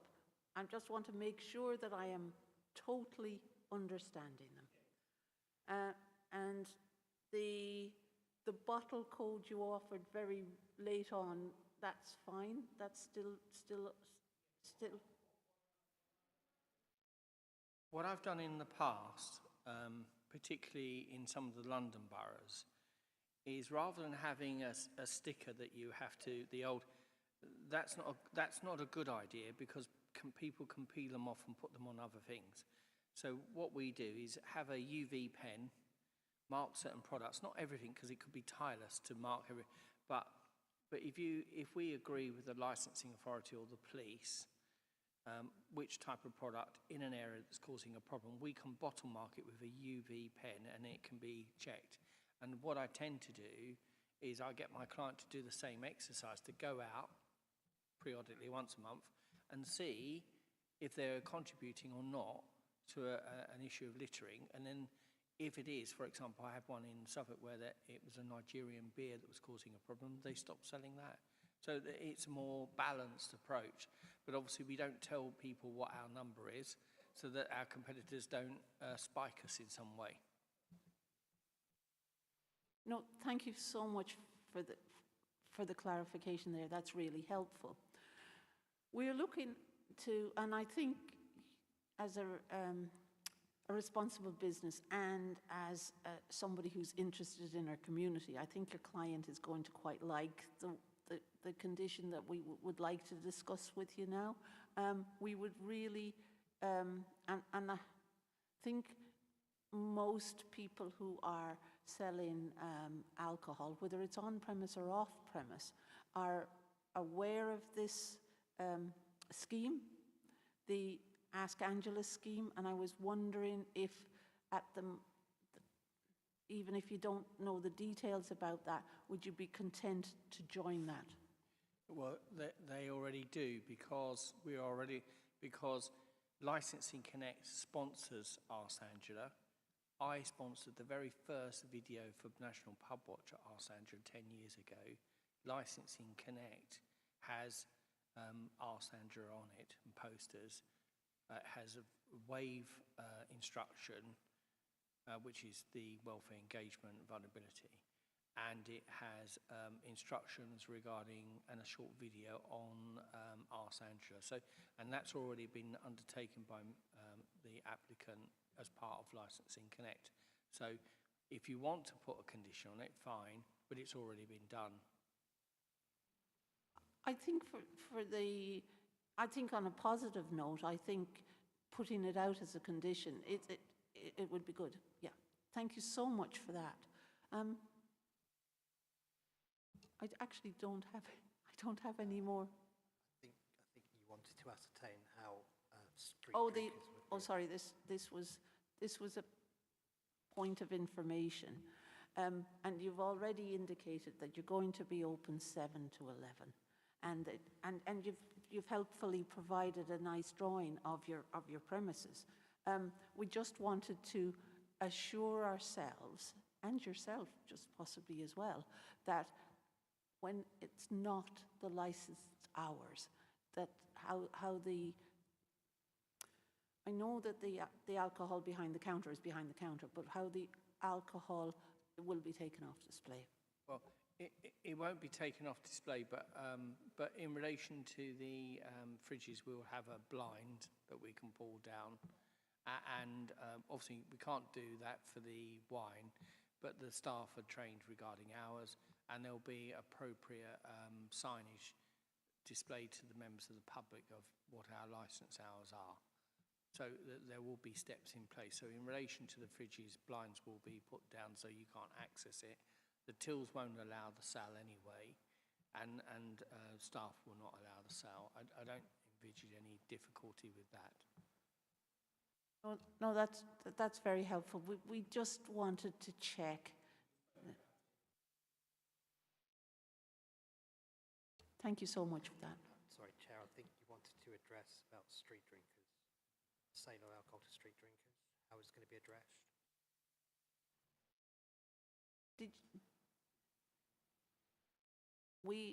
We discussed the training and the licensed premises supervisor being on at all times, but we just wanted to know if there was any measures in place to identify the street drinkers or how to deal with them, really. Yes. Firstly, just to clarify, I haven't offered a condition that the designated premises supervisor will be there at all times. I've offered a condition that a personal licence holder will be there at all times. Slightly different, I know. In relation to street drinkers, of course, Miss Murray, Police Service, and the Medway Safer Partnership, I keep on getting it, I don't know if I've got that right, I will get there eventually. They will obviously share information regarding individuals that are either on the community orders or the community banning orders and share that information.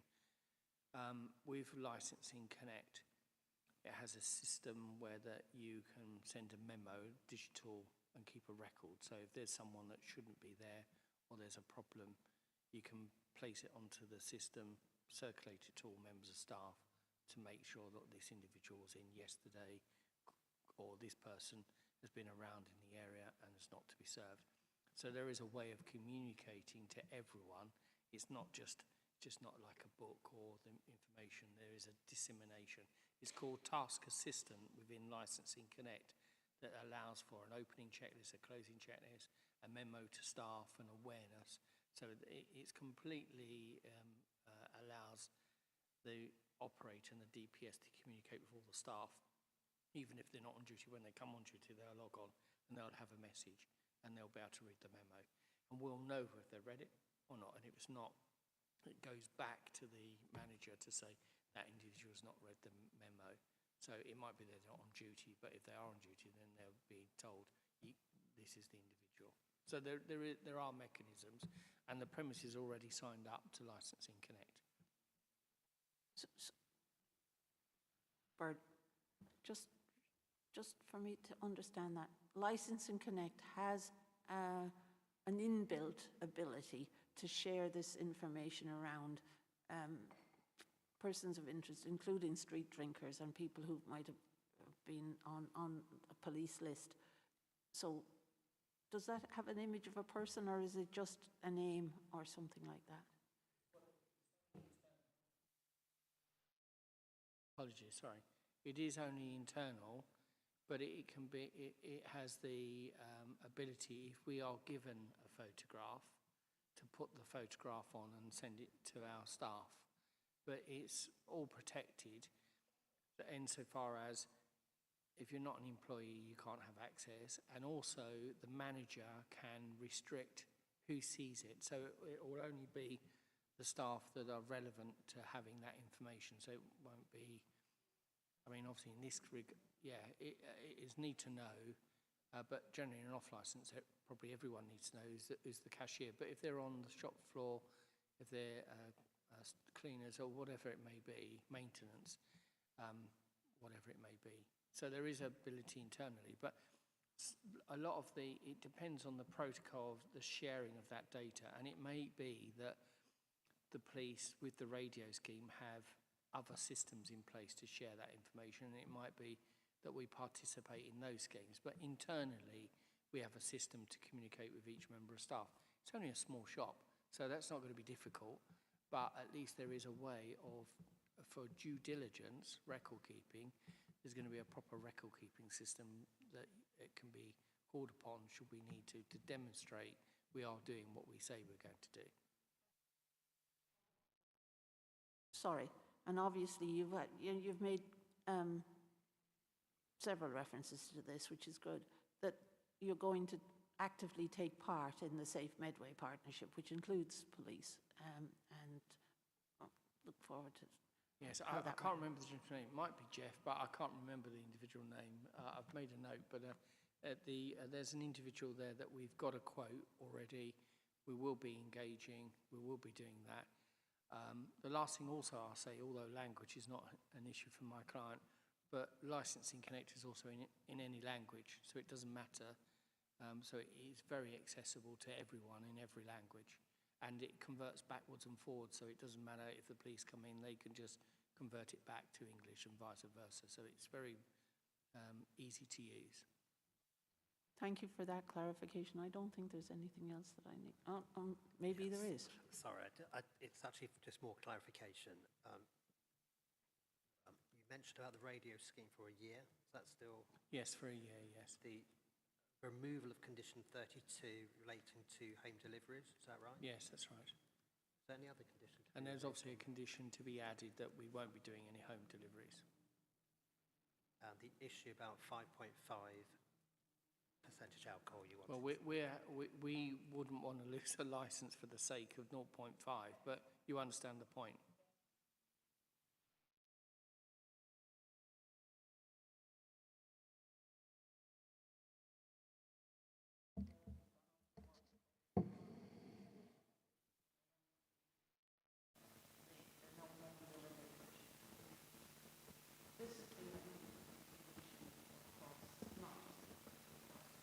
Well, Councillor MacDonald raised it last time, and I assured him that we took that on board.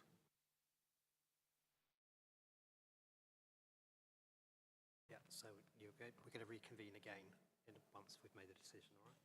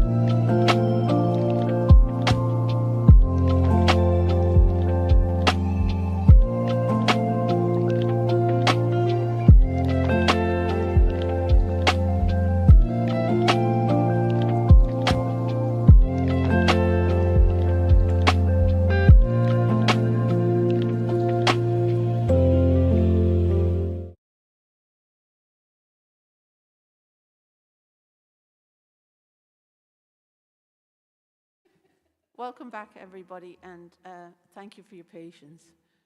We have a decision which will be furnished in writing later, but I'm going to just read it out for a matter of courtesy and a matter of record. The decision is, this is a new premises licence application for Best Food Centre at 19 New Road, Chatham, ME4 4QJ.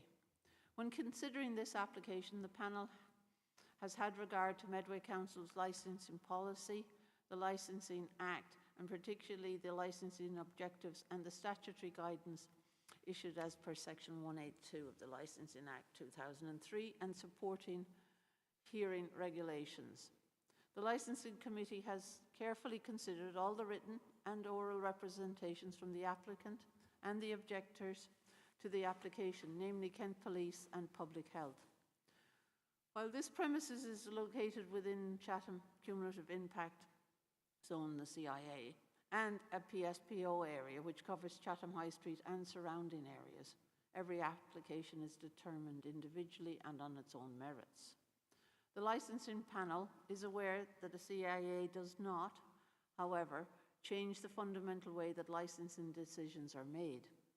It is therefore open to the licensing panel to grant an application where it considers it appropriate and where the applicant can demonstrate in the operating schedule that they would not be adding to the cumulative impact in the area. The licensing panel determines that this application has demonstrated appropriate and robust conditions, which will not undermine the promotion of the licensing objectives. The licensing panel grants the premises license upon the hours and conditions as per the written application, save the agreed and new conditions submitted at this hearing. For clarification, the further conditions agreed are bottle code, which is the UV pen, Ask Angela scheme, which is, primarily through the Licensing Connect, but obviously there are other things like some posters and helpful training for staff. The fridge blind condition, and, I'll get there in a second. The fridge blind condition and till restriction for the non-licensed hours. Adhering to the training requirements regarding street drinkers within Licensing Connect. To join the radio scheme for 1 year, and as obviously a member of that, you're going to review it after 1 year, and if there's benefit to you and others, continue with it. So it's for something for you to review in a year.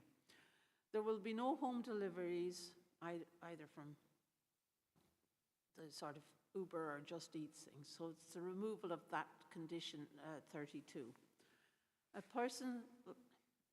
The next one is personal license holder will be present at all sales of alcohol at the times that it's licensed for all sales of alcohol. And the sale of alcohol is for beer and cider is only up to 5.5 ABV. And the conditions will be clarified in writing with licensing and the applicant. And that's the decision from the panel today. Thank you so much. I did it. It's under the blind condition and the till restriction, because the gentleman very kindly clarified that for me when I was making my questions earlier. Thank you.